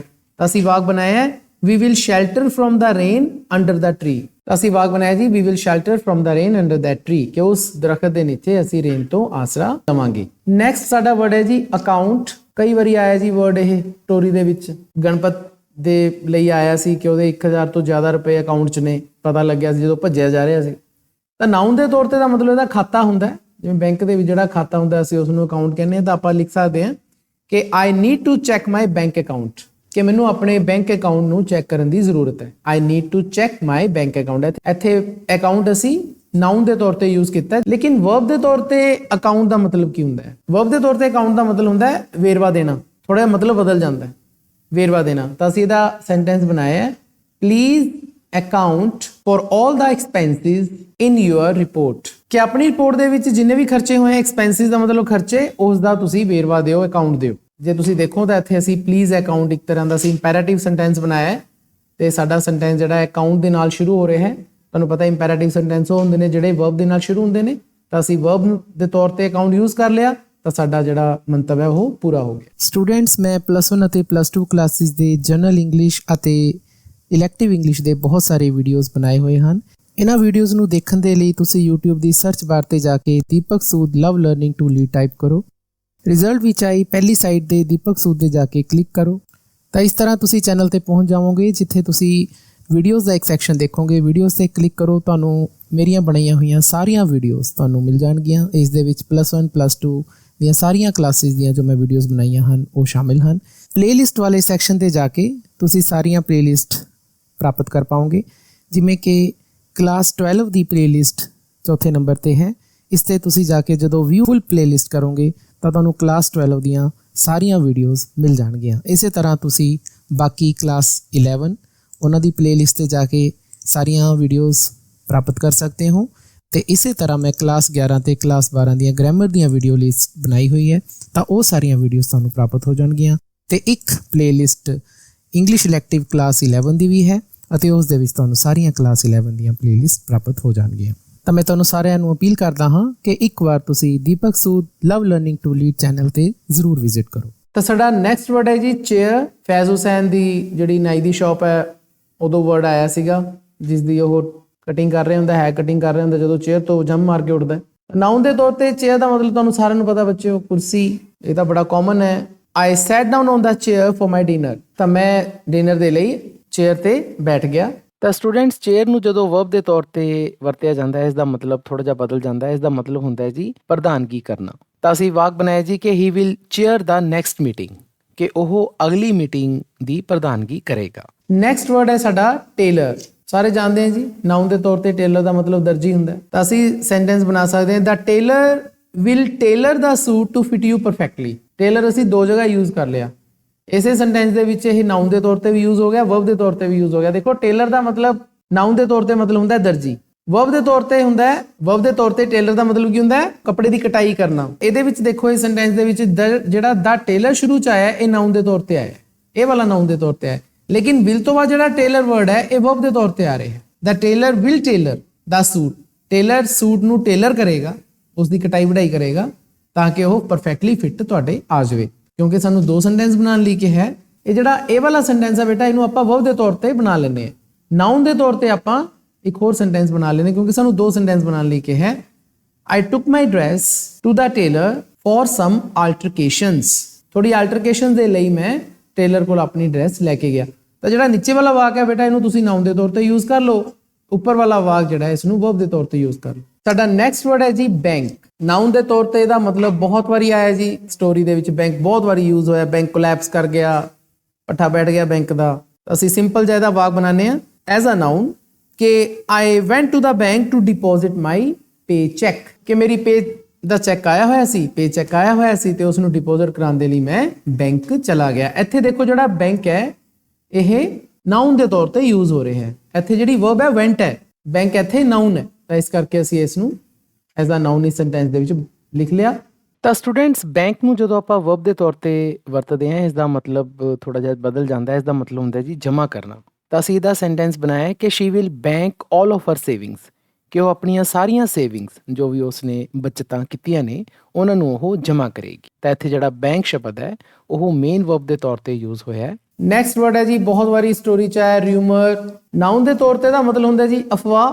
ਕਈ ਵਾਰੀ ਦੱਸਿਆ ਤੁਹਾਨੂੰ ਮੈਂ ਐਕਸਪਲੇਨੇਸ਼ਨ ਕਰਦੇ ਹੋਏ। ਤਾਂ ਅਸੀਂ ਇਹਦਾ ਵਾਕ ਬਣਾਇਆ ਕਿ there is a rumour that they are making a new film। ਕਿ ਇੱਕ ਅਫਵਾਹ ਹੈ ਜੀ ਕਿ ਉਹ ਇੱਕ ਨਵੀਂ ਫਿਲਮ ਬਣਾ ਰਹੇ ਹੈ। ਇੱਥੇ ਜੇ ਤੁਸੀਂ ਦੇਖੋ ਤਾਂ ਇਹਦੇ ਵਿੱਚ ਰਿਊਮਰ ਵਰਡ ਨਾਉਨ ਦੇ ਤੌਰ ਤੇ ਯੂਜ਼ ਹੋਇਆ, ਇੱਥੇ ਇੱਕ ਅਫਵਾਹ ਹੈ। ਵਰਬ ਦੇ ਤੌਰ ਤੇ ਰਿਊਮਰ ਦਾ ਮਤਲਬ ਹੁੰਦਾ ਹੈ ਜੀ ਅਫਵਾਹ ਫੈਲਾਉਣਾ। ਤਾਂ ਅਸੀਂ ਇਹਦਾ ਵਾਕ ਬਣਾਇਆ ਜੀ it is widely rumoured that they are getting married। It is widely WIDELY। Widely ਦਾ ਮਤਲਬ ਬਹੁਤ ਜ਼ਿਆਦਾ ਅਫਵਾਹ ਫੈਲੀ ਹੋਈ ਹੈ ਜੀ। It is widely rumoured, rumour ਦੇ ਪਿੱਛੇ ਈਡੀ ਪਾਤੀ ਆਪਾਂ ਨੇ। It is widely rumoured verb ਦੀ ਫਾਰਮ ਬਣਾਤੀ ਹੈ, ਇਸ ਨੂੰ ਥਰਡ ਫਾਰਮ ਬਣਾਤੀ ਕਿ ਕਾਫੀ ਜ਼ਿਆਦਾ ਅਫਵਾਹ ਫੈਲੀ ਹੋਈ ਹੈ ਕਿ ਉਹ ਵਿਆਹ ਕਰਾਉਣ ਜਾ ਰਹੇ ਨੇ, ਦੇ ਆਰ ਗੈਟਿੰਗ ਮੈਰਿਡ। ਸਾਡਾ ਸੈਕਿੰਡ ਲਾਸਟ ਵਰਡ ਹੈ ਜੀ ਇਨਕਰੀਜ਼। ਐਜ਼ ਅ ਨਾਉਨ ਬੇਟਾ ਦਾ ਮਤਲਬ ਹੁੰਦਾ ਵਾਧਾ। ਜਦੋਂ ਕਿਸੇ ਚੀਜ਼ ਕੋਈ ਵਾਧਾ ਹੋ ਜਾਂਦਾ ਉਹਨੂੰ ਕਹਿੰਦੇ ਆ। ਤਾਂ ਅਸੀਂ ਇਹਦਾ ਇੱਕ ਸੈਂਟੈਂਸ ਬਣਾਇਆ the increase in sales was a welcome surprise for the company. ਕਿ ਕੰਪਨੀ ਲਈ ਜਿਹੜਾ ਸੇਲਸ ਦੇ ਵਿੱਚ ਵਾਧਾ ਹੋਇਆ ਹੈ, ਜੋ ਉਹ ਵੇਚਦੀ ਹੈ ਕੰਪਨੀ ਚੀਜ਼ਾਂ, ਉਹਦੇ ਜਿਹੜਾ ਵਾਧਾ ਹੋਇਆ ਉਹ ਉਹਦੇ ਲਈ ਇੱਕ ਵੈਲਕਮ ਸਰਪ੍ਰਾਈਜ਼ ਸੀ, ਇੱਕ ਵਧੀਆ ਸਰਪ੍ਰਾਈਜ਼ ਸੀਗਾ ਉਹਨਾਂ ਲਈ। ਤਾਂ ਇਹਦੇ ਵਿੱਚ ਆਪਾਂ ਇਨਕਰੀਜ਼ ਐਜ਼ ਅ ਨਾਉਨ ਕਿਵੇਂ ਯੂਜ਼ ਕੀਤਾ ਹੈ ਵਾਧਾ, ਸੇਲਸ ਦੇ ਵਿੱਚ ਵਾਧਾ। ਤਾਂ ਬੱਚਿਓ ਜਦੋਂ ਅਸੀਂ ਇਨਕਰੀਜ਼ ਨੂੰ ਵਰਬ ਦੇ ਤੌਰ ਤੇ ਯੂਜ਼ ਕਰਦੇ ਹਾਂ ਤਾਂ ਇਸ ਦਾ ਮਤਲਬ ਬਿਲਕੁਲ ਬਦਲ ਜਾਂਦਾ ਹੈ। ਇਸ ਦਾ ਮਤਲਬ ਹੁੰਦਾ ਹੈ ਜੀ ਵਾਧਾ ਕਰਨਾ। ਤਾਂ ਹੁਣ ਵਾਧੇ ਵਾਲੀ ਗੱਲ ਨਹੀਂ ਆਈ ਜੀ, ਵਾਧਾ ਕਰਨ ਵਾਲੀ ਗੱਲ ਆਈ ਹੈ, ਕੋਈ ਕੰਮ ਹੋ ਰਿਹਾ ਹੈ। ਤਾਂ ਅਸੀਂ ਇਹਦਾ ਸੈਂਟੈਂਸ ਬਣਾਇਆ the company will increase its production. ਕਿ ਕੰਪਨੀ ਆਪਣੀ ਪੈਦਾਵਾਰ ਦੇ ਵਿੱਚ ਵਾਧਾ ਕਰੇਗੀ। ਤਾਂ ਹੁਣ ਉਹ ਆਪਣੀ ਪ੍ਰੋਡਕਸ਼ਨ ਦੇ ਵਿੱਚ ਵਾਧਾ ਕਰਨ ਦੀ ਗੱਲ ਕਰ ਰਹੀ ਹੈ, ਨਾ ਕਿ ਵਾਧੇ ਦੀ ਗੱਲ ਕਰ ਰਹੀ ਹੈ। ਤਾਂ ਇਸ ਕਰਕੇ ਇਸ ਸੈਂਟੈਂਸ ਦੇ ਵਿੱਚ increase as a main verb use ਹੋਇਆ। ਸਾਡਾ ਲਾਸਟ ਵਰਡ ਹੈ ਜੀ ਬ੍ਰਿਕ। ਇੱਟਾਂ ਚੱਲੇ ਹੈ ਜੀ ਬੈਂਕ ਤੇ, ਯਾਦ ਹੋਣਾ ਹਰਟਲ ਥਰੂ ਕਰਕੇ ਆਈ ਸੀਗੀ ਬ੍ਰਿਕ, ਇੱਕ ਲਹਿਰਾਂਦੀ ਆਈ ਸੀ ਤੇ ਜਾ ਕੇ ਪਲੇਟ ਗਲਾਸ ਵੱਜੀ ਸੀ ਜਿਹਦੇ ਉੱਪਰ ਐਸਿਡਸ ਸਾਰੇ ਲਿਖੇ ਹੋਏ ਸੀਗੇ, ਉਹ ਗਲਾਸ ਤੋੜਤਾ ਸੀ। ਬ੍ਰਿਕ ਵੈਸੇ ਵੀ ਤੁਸੀਂ ਜਾਣਦੇ ਹੋ ਬੜਾ ਕਾਮਨ ਵਰਡ ਹੈ। ਨਾਉਨ ਦੇ ਤੌਰ ਤੇ ਦਾ ਮਤਲਬ ਹੁੰਦਾ ਹੈ ਇੱਟ। ਅਸੀਂ ਲਿਖਾਂਗੇ ਜੀ the house was built with red bricks. ਕਿ ਘਰ ਹੈ ਜਿਹੜਾ ਉਹ ਲਾਲ ਇੱਟਾਂ ਨਾਲ ਬਣਿਆ ਹੋਇਆ ਹੈ। The house was built with red bricks. ਤਾਂ ਇੱਥੇ ਰੈਡ ਬ੍ਰਿਕਸ ਅਸੀਂ ਕਿਵੇਂ ਯੂਜ਼ ਕਰ ਲਿਆ ਐਜ਼ ਅ ਨਾਉਨ ਯੂਜ਼ ਕਰ ਲਿਆ। ਦੇਖੋ ਇਸ ਸੈਂਟੈਂਸ ਦੇ ਵਿੱਚ ਵਰਬ ਕੀ ਹੈ ਬਿਲਟ, ਬਣਿਆ ਹੋਇਆ ਹੈ। ਤਾਂ ਇਹਦੇ ਵਿੱਚ ਵਰਬ ਬਿਲਟ ਹੈ ਲੇਕਿਨ ਨਾਉਨ ਦੇ ਤੌਰ ਤੇ ਅਸੀਂ ਬ੍ਰਿਕ ਯੂਜ਼ ਕਰ ਲਿਆ। ਵਰਬ ਦੇ ਤੌਰ ਤੇ ਬ੍ਰਿਕ ਦਾ ਮਤਲਬ ਥੋੜਾ ਜਿਹਾ ਚੇਂਜ ਹੋ ਜਾਂਦਾ ਹੈ ਜੀ। ਕੰਧ ਬਣਾਉਣਾ, ਇੰਗਲਿਸ਼ ਦੇ ਵਿੱਚ ਆਪਾਂ ਉਸ ਨੂੰ ਕਹਿੰਦੇ ਆ ਕੰਧ ਬਣਾਉਣਾ ਵਰਬ ਦੇ ਤੌਰ ਤੇ। ਲੇਕਿਨ ਇਹਦੇ ਵਿੱਚ ਇੱਕ ਕੁੰਡੀ ਹੈ, ਬ੍ਰਿਕ ਦੇ ਨਾਲ ਸਾਨੂੰ ਅਪ ਪ੍ਰੈਪੋਜੀਸ਼ਨ ਯੂਜ਼ ਕਰਨੀ ਪਊਗੀ, ਬ੍ਰਿਕ ਅਪ। ਤਾਂ ਅਸੀਂ ਬ੍ਰਿਕ ਅਪ ਜਦੋਂ ਯੂਜ਼ ਕਰਦੇ ਹਾਂ ਇਹਦਾ ਮਤਲਬ ਹੁੰਦਾ ਹੈ ਕੰਧ ਬਣਾਉਣਾ। ਜਦੋਂ ਅਸੀਂ ਇਸ ਨੂੰ ਐਜ਼ ਅ ਵਰਬ ਯੂਜ਼ ਕਰਨਾ ਹੈ ਤਾਂ ਸਾਡੇ ਸੈਂਟੈਂਸ ਦੇ ਵਿੱਚ ਬ੍ਰੇਕ ਅਪ ਆਉਣਾ ਚਾਹੀਦਾ ਹੈ। I will break up the old window in the basement। Basement ਹੁੰਦਾ ਜਿਹੜਾ ਆਪਾਂ ਨੀਚੇ ਕਮਰਾ ਪਾਇਆ ਹੁੰਦਾ ਉਸ ਨੂੰ ਕਹਿੰਦੇ ਆ। ਤਾਂ ਬੇਸਮੈਂਟ ਦੇ ਵਿੱਚ ਜਿਹੜੀ ਪੁਰਾਣੀ ਵਿੰਡੋ ਆ ਉਹਦੇ ਆਲੇ ਦੁਆਲੇ ਮੈਂ ਕੰਧ ਬਣਾਉਂਗਾ। ਬ੍ਰੇਕ ਅਪ ਦਾ 올ਡ ਵਿੰਡੋ ਦਾ ਮਤਲਬ ਕੀ ਹੈ? ਵਿੰਡੋ ਦੇ ਨਾਲ ਮੈਂ ਕੰਧ ਬਣਾਉਂਗਾ। ਹੁਣ ਇੱਥੇ ਧਿਆਨ ਨਾਲ ਦੇਖੋ, ਅਸੀਂ ਇਸ ਵਾਕ ਦੇ ਵਿੱਚ ਬ੍ਰੇਕ ਅਪ ਨੂੰ ਕਿਵੇਂ ਯੂਜ਼ ਕੀਤਾ? ਐਜ਼ ਅ ਵਰਬ ਯੂਜ਼ ਕੀਤਾ ਹੈ। ਵਿਲ ਇਹਦੇ ਵਿੱਚ ਕੀ ਹੈ? ਹੈਲਪਿੰਗ ਵਰਬ ਹੈ। ਤਾਂ ਜਿਵੇਂ ਉੱਪਰ ਬੰਡਲ ਦੇ ਨਾਲ ਬੰਡਲ ਆਊਟ ਆਇਆ ਸੀ, ਇਸੇ ਤਰ੍ਹਾਂ ਬ੍ਰਿਕ ਦੇ ਨਾਲ ਬ੍ਰੇਕ ਅਪ ਆਉਂਦਾ ਹੈ। ਤਾਂ ਕੁਝ ਵਰਡਸ ਐਸੇ ਨੇ ਜਦੋਂ ਉਹਨਾਂ ਨੂੰ ਆਪਾਂ ਵਰਬਸ ਦੇ ਤੌਰ ਤੇ ਯੂਜ਼ ਕਰਦੇ ਹਾਂ ਤਾਂ ਆਪਾਂ ਉਹਨਾਂ ਦੇ ਪਿੱਛੇ ਕੋਈ ਨਾ ਕੋਈ ਪ੍ਰੈਪੋਜੀਸ਼ਨ ਲਾ ਕੇ ਉਹਨਾਂ ਨੂੰ ਯੂਜ਼ ਕਰ ਸਕਦੇ ਹਾਂ। ਜਿਵੇਂ ਕਿ ਆਪਾਂ ਨੇ ਬ੍ਰਿਕ ਨੂੰ ਪਿੱਛੇ ਅਪ ਲਾ ਕੇ ਉਹਦੀ ਵਰਬ ਬਣਾ ਕੇ ਆਪਾਂ ਨੇ ਸੈਂਟੈਂਸ ਬਣਾਤਾ। ਤਾਂ ਇਹ ਸੀ ਜੀ ਸਾਡੀ ਸਾਰੀ ਐਕਸਰਸਾਈਜ਼, ਕਾਫੀ ਇੰਪੋਰਟੈਂਟ ਹੈ। ਤੁਹਾਡੀ ਮੈਂ ਪ੍ਰੈਕਟਿਸ ਵੀ ਕਰਵਾਈ ਹੈ। ਕੰਪਲਸਰੀ ਚ ਵੀ ਪੇਪਰ ਚ ਮਾਰਕਸ ਆਉਂਦੇ ਨੇ ਇਹਦੇ ਬਾਰੇ ਤੇ ਇਲੈਕਟਿਵ ਚ ਵੀ ਆਉਂਦੇ। ਸਟੂਡੈਂਟ ਸਾਡੇ +2 ਕਲਾਸ ਇੰਗਲਿਸ਼ ਇਲੈਕਟਿਵ ਦੇ ਵਿੱਚ ਸਾਨੂੰ ਪਲੇਜ਼ ਅਤੇ ਨੋਵਲ ਦੇ ਵਿੱਚ ਆਪਸ਼ਨ ਹੈ। ਤਾਂ ਅਸੀਂ already Pride and Prejudice novel start ਕੀਤਾ ਹੋਇਆ ਹੈ। ਜਿਵੇਂ ਕਿ ਤੁਸੀਂ ਸਕਰੀਨ ਦੇ ਉੱਪਰ ਦੇਖ ਪਾ ਰਹੇ ਹੋ, ਮੈਂ ਆਲਰੇਡੀ ਇਸ ਦੇ ਪਹਿਲੇ 5 ਚੈਪਟਰਸ ਦੀ ਸਟੱਡੀ ਤੁਹਾਨੂੰ ਕਰਵਾ ਚੁੱਕਿਆ ਹਾਂ। ਨੋਵਲ ਦੀ ਸਟੋਰੀ ਦੀ ਸਟੱਡੀ ਕਰਦੇ ਹੋਏ ਬਹੁਤ ਸਾਰੇ ਫਰੇਜ਼ਸ, ਇਡੀਅਮਸ ਅਤੇ ਡਿਫਿਕਲਟ ਵਰਡਸ ਆਏ ਨੇ ਬੱਚਿਓ। ਉਹਨਾਂ ਦੇ ਮੀਨਿੰਗ ਮੈਂ ਤੁਹਾਨੂੰ ਨਾਲ ਦੀ ਨਾਲ ਸਿੰਪਲ ਇੰਗਲਿਸ਼ ਦੇ ਵਿੱਚ ਤਾਂ ਲਿਖੇ ਹੀ ਹਨ ਅਤੇ ਨਾਲ ਹੀ ਉਹਨਾਂ ਨੂੰ ਮੈਂ ਤੁਹਾਨੂੰ ਪੰਜਾਬੀ ਦੇ ਵਿੱਚ ਵੀ ਚੰਗੀ ਤਰ੍ਹਾਂ ਐਕਸਪਲੇਨ ਕੀਤਾ ਹੈ। ਇਸ ਦੌਰਾਨ ਨਾਵਲ ਦੇ ਵਿੱਚ ਕੁਝ ਮੇਜਰ ਇਨਸੀਡੈਂਟਸ ਆਏ ਨੇ। ਉਹਨਾਂ ਇਨਸੀਡੈਂਟ ਤੇ ਬਣੇ ਹੋਏ ਮੈਂ ਤੁਹਾਨੂੰ ਐਸੇ ਟਾਈਪ ਕੁਐਸਚਨਸ ਵੀ ਸਮਝਾਏ ਨੇ ਅਤੇ ਇਸੇ ਤਰ੍ਹਾਂ ਨਾਵਲ ਦੇ ਵਿੱਚ ਆਏ ਜਿਹੜੇ ਸਾਡੇ ਮੇਨ ਕਰੈਕਟਰਸ ਨੇ, ਜਿਵੇਂ ਕਿ ਐਲਿਜ਼ਾਬੈਥ ਬੈਨਟ ਦਾ ਕਰੈਕਟਰ ਸਕੈਚ ਆਇਆ ਹੈ, ਉਸ ਦਾ ਕਰੈਕਟਰ ਸਕੈਚ ਮੈਂ ਤੁਹਾਨੂੰ ਬਹੁਤ ਹੀ ਵਧੀਆ ਤਰੀਕੇ ਦੇ ਨਾਲ ਬੱਚਿਓ ਸਮਝਾਇਆ ਹੈ। ਇਸੇ ਤਰ੍ਹਾਂ ਨਾਵਲ ਦੇ ਇੱਕ ਹੋਰ ਮਹੱਤਵਪੂਰਨ ਪਾਤਰ ਮਿਸਟਰ ਡਾਰਸੀ ਦਾ ਕਰੈਕਟਰ ਸਕੈਚ ਵੀ ਅਸੀਂ ਬੜੇ ਹੀ ਵਧੀਆ ਤਰੀਕੇ ਨਾਲ ਪੜ੍ਹਿਆ ਹੈ। ਉਮੀਦ ਹੈ ਸਟੂਡੈਂਟਸ ਤੁਸੀਂ ਇਹ ਸਾਰੇ ਵੀਡੀਓਜ਼ ਵੀ ਜ਼ਰੂਰ ਦੇਖੇ ਹੋਣਗੇ। ਜੇਕਰ ਤੁਹਾਡਾ ਕੋਈ ਵੀ ਵੀਡੀਓ ਨਾਵਲ ਦੀ ਸੀਰੀਜ਼ ਦਾ ਮਿਸ ਹੋਇਆ ਹੈ ਤਾਂ ਮੈਂ ਤੁਹਾਨੂੰ ਨਾਵਲ ਤੇ ਬਣੀ ਹੋਈ ਪਲੇਲਿਸਟ ਦਾ ਲਿੰਕ ਸਕਰੀਨ ਦੇ ਟੌਪ ਰਾਈਟ ਕਾਰਨਰ ਦੇ ਉੱਪਰ ਸ਼ੇਅਰ ਕਰ ਰਿਹਾ ਹਾਂ, ਜਿਸ ਤੇ ਜਾ ਕੇ ਤੁਸੀਂ ਇਹ ਨਾਵਲ ਦੇ ਮੇਰੇ ਦੁਆਰਾ ਬਣਾਏ ਹੋਏ ਸਾਰੇ ਵੀਡੀਓਜ਼ ਦੇਖ ਸਕਦੇ। ਤਾਂ ਸਾਡੀ ਨਾ ਇੱਕ 5th ਨੰਬਰ ਦੇ ਉੱਪਰ ਗ੍ਰਾਮਰ ਦੀ ਇੱਕ ਐਕਸਰਸਾਈਜ਼ ਹੈ, ਕਾਫੀ ਜ਼ਿਆਦਾ ਇੰਪੋਰਟੈਂਟ ਹੈ। ਇਹਦੇ ਬਾਰੇ ਤੁਹਾਨੂੰ ਜਾਣਕਾਰੀ ਬੇਟਾ ਹੋਣੀ ਚਾਹੀਦੀ ਹੈ। ਤੈਨੂੰ ਪਹਿਲਾਂ ਤਾਂ ਸਮਝੋ ਕਿ ਹੈ ਕੀ ਹੈ। ਪਹਿਲਾਂ ਉੱਪਰ ਸਾਰੀ ਇਹਨਾਂ ਨੇ ਦੱਸੀ ਹੋਈ, ਨੀਚੇ ਫਿਰ ਕੁਐਸਚਨਸ ਹੈ ਇਹਦੇ। ਕਹਿੰਦੇ simple declarative sentences can be classified into 5 main patterns. ਤੁਹਾਨੂੰ ਪਤਾ ਬੇਟਾ ਸੈਂਟੈਂਸ 5 ਤਰ੍ਹਾਂ ਦੇ ਹੁੰਦੇ ਨੇ। ਡਿਕਲੇਰੇਟਿਵ ਜਿਹਨੂੰ ਆਪਾਂ ਐਸਰਟਿਵ ਸੈਂਟੈਂਸ ਵੀ ਕਹਿੰਦੇ ਆ, ਇੰਟਰੋਗੇਟਿਵ ਹੁੰਦੇ ਆ, ਆਪਟੇਟਿਵ ਹੁੰਦੇ ਆ, ਇੰਪੈਰਾਟਿਵ ਹੁੰਦੇ ਆ, ਤਾਂ ਇਸ ਤਰ੍ਹਾਂ ਐਕਸਕਲੇਮੇਟਰੀ ਹੁੰਦੇ ਆ। ਤਾਂ ਟੋਟਲ 5 ਟਾਈਪ ਆਫ ਸੈਂਟੈਂਸਸ ਹੁੰਦੇ ਆ। ਜਿਹੜੇ ਸਿੰਪਲ ਐਸਰਟਿਵ ਸੈਂਟੈਂਸਸ ਜਿਨ੍ਹਾਂ ਨੂੰ ਤੁਸੀਂ ਡਿਕਲੇਰੇਟਿਵ ਸੈਂਟੈਂਸ ਕਹਿੰਦੇ ਹੋ, ਜਿਨ੍ਹਾਂ ਨੂੰ ਅਸੀਂ ਪੰਜਾਬੀ ਦੇ ਵਿੱਚ ਕਥਨਵਾਚਕ ਵਾਕ ਕਹਿੰਦੇ ਹਾਂ, ਤਾਂ ਇਹਨਾਂ ਨੂੰ ਅਸੀਂ 5 ਤਰੀਕੇ ਦੇ ਨਾਲ ਇਹਨਾਂ ਦੇ ਪੈਟਰਨ ਬਣਾ ਸਕਦੇ ਹਾਂ। ਪੈਟਰਨ ਦਾ ਮਤਲਬ ਹੁੰਦਾ ਰੂਪ ਰੇਖਾ। ਇਹ 5 ਤਰੀਕੇ ਦੇ ਨਾਲ ਇਹ ਬਣਦੇ ਆ। ਹੁਣ ਉਹ 5 ਪੈਟਰਨ ਇਹਨਾਂ ਨੇ ਦੱਸੇ ਹੋਏ ਆ, ਜਿਵੇਂ ਕਿ ਤੁਹਾਨੂੰ ਦੱਸਿਆ ਪੈਟਰਨ 1, ਪੈਟਰਨ 2, ਪੈਟਰਨ 3 ਹੈ ਜੀ, ਪੈਟਰਨ 4 ਹੈ, ਪੈਟਰਨ 5 ਹੈ ਤੇ ਉਹਦੇ ਵਿੱਚ ਇਹਨਾਂ ਨੇ ਐਗਜ਼ਾਮਪਲਸ ਵੀ ਦਿੱਤੀਆਂ ਹੋਈਆਂ ਤੇ ਇਹਦਾ ਫਾਰਮੈਟ ਵੀ ਦੱਸਿਆ ਹੋਇਆ ਹਰ ਪੈਟਰਨ ਦਾ। ਇਹ ਸਾਰੇ ਪੈਟਰਨ ਕਿਹਦੇ ਆ ਜੀ? ਡਿਕਲੇਰੇਟਿਵ ਸੈਂਟੈਂਸਸ ਦੇ, ਜਿਨ੍ਹਾਂ ਨੂੰ ਅਸੀਂ ਕਥਨਵਾਚਕ ਵਾਕ ਕਹਿੰਦੇ, ਜਿਹਨੂੰ ਅਸੀਂ ਐਸਰਟਿਵ ਸੈਂਟੈਂਸ ਵੀ ਕਹਿੰਦੇ ਆ। ਇਹ 2 ਤਰ੍ਹਾਂ ਦੇ ਹੁੰਦੇ ਨੇ। ਇਹ ਅਫਰਮੇਟਿਵ ਹੁੰਦੇ ਆ ਤੇ ਨੈਗੇਟਿਵ ਹੁੰਦੇ ਆ। ਅਫਰਮੇਟਿਵ ਹੁੰਦੇ ਨੇ ਡਿਕਲੇਰੇਟਿਵ ਸੈਂਟੈਂਸ, ਜਿਨ੍ਹਾਂ ਨੂੰ ਤੁਸੀਂ ਪੰਜਾਬੀ 'ਚ ਹਾਂ-ਵਾਚਕ ਵਾਕ ਕਹਿੰਦੇ ਹੋ, ਤੇ ਇਹ ਨੈਗੇਟਿਵ ਸੈਂਟੈਂਸ ਵੀ ਹੁੰਦੇ ਆ, ਜਿਨ੍ਹਾਂ ਨੂੰ ਤੁਸੀਂ ਨਾ-ਵਾਚਕ ਵਾਕ ਕਹਿੰਦੇ ਹੋ ਤੁਸੀਂ। ਹੁਣ ਇਹਨਾਂ ਦੀ ਖਾਸੀਅਤ ਹੁੰਦੀ ਹੈ ਕਿ ਇਹ ਸਬਜੈਕਟ ਨਾਲ ਸਟਾਰਟ ਹੁੰਦੇ ਆ ਇਹ ਵਾਲੇ ਸੈਂਟੈਂਸ, ਤੇ ਐਂਡ ਇਹਨਾਂ ਦਾ ਫੁੱਲ ਸਟਾਪ ਦੇ ਨਾਲ ਹੁੰਦਾ ਹੈ। ਤੇ ਇਹ ਇੱਕ ਇਹਨਾਂ ਦੀ ਪਛਾਣ ਹੈ ਕਿ ਇਹ ਇਸ ਤਰ੍ਹਾਂ ਦੇ ਡਿਕਲੇਰੇਟਿਵ ਸੈਂਟੈਂਸ ਹੁੰਦੇ ਆ ਜਾਂ ਐਸਰਟਿਵ ਸੈਂਟੈਂਸ ਹੁੰਦੇ। ਤਾਂ ਪਹਿਲਾ ਪੈਟਰਨ ਅਸੀਂ ਦੇਖਦੇ ਹਾਂ ਕੀ ਹੈ ਜੀ। ਦੇਖੋ ਪਹਿਲਾ ਪੈਟਰਨ ਉਹਨਾਂ ਨੇ ਦੱਸਿਆ, ਪਹਿਲਾਂ ਆਪਾਂ ਇਹਦਾ ਐਗਜ਼ਾਮਪਲ ਪੜ੍ਹਦੇ ਹਾਂ। ਦ ਸਿਲੀ ਓਲਡ ਮੈਨ ਪਾਸਡ ਅਵੇ। ਜਿਹੜੀ ਇਹਦੇ 'ਚ ਇਹਨਾਂ ਨੇ ਸਲੈਸ਼ ਬਣਾਈ ਹੋਈ ਹੈ, ਇਹਨੂੰ ਤੁਸੀਂ ਹਜੇ ਜਸਟ ਇਗਨੋਰ ਕਰ ਦਿਓ। ਤੁਸੀਂ ਇਹਨੂੰ ਪੂਰਾ ਸੈਂਟੈਂਸ ਐਵੇਂ ਪੜ੍ਹੋ, ਦ ਸਿਲੀ ਓਲਡ ਮੈਨ ਪਾਸਡ ਅਵੇ। ਹੁਣ ਇਹਦੇ 'ਚ ਤੁਸੀਂ ਸਭ ਤੋਂ ਪਹਿਲਾਂ ਇਹ ਦੇਖੋ ਕਿ ਇਹਦੇ 'ਚ ਵਰਬ ਕਿਹੜੀ ਆਈ ਹੈ? ਪਾਸ। ਪਾਸ ਦਾ ਮਤਲਬ ਵੈਸੇ ਪਾਸ ਹੋਣਾ ਹੁੰਦਾ, ਲੇਕਿਨ ਇਹਦੇ ਪਿੱਛੇ ਇੱਕ ਪ੍ਰੈਪੋਜੀਸ਼ਨ ਪਈ ਹੈ ਅਵੇ, ਉਹਦੇ ਨਾਲ ਇਹਦਾ ਬਿਲਕੁਲ ਮਤਲਬ ਚੇਂਜ ਹੋ ਜਾਂਦਾ ਹੈ। ਪਾਸ ਅਵੇ ਦਾ ਮਤਲਬ ਹੁੰਦਾ ਹੈ ਡਾਈ, ਮਰ ਜਾਣਾ। ਤਾਂ ਬੁੱਢਾ ਮੂਰਖ ਜਿਹੜਾ ਬੰਦਾ ਸੀ ਉਹ ਮਰ ਗਿਆ। ਤਾਂ ਹੁਣ ਜੇ ਤੁਸੀਂ ਦੇਖੋ ਆਪਾਂ ਇਸ ਦੇ 2 ਗਰੁੱਪ ਬਣਾ ਸਕਦੇ ਹਾਂ। ਹੁਣ ਇਹਨਾਂ ਨੇ ਜਿਹੜੀ ਸਲੈਸ਼ ਪਾਈ ਹੋਈ ਹੈ ਨਾ, ਉਹ ਇਸੇ ਕਰਕੇ ਇਹਨਾਂ ਨੇ 2 ਗਰੁੱਪ ਬਣਾਏ ਹੈ।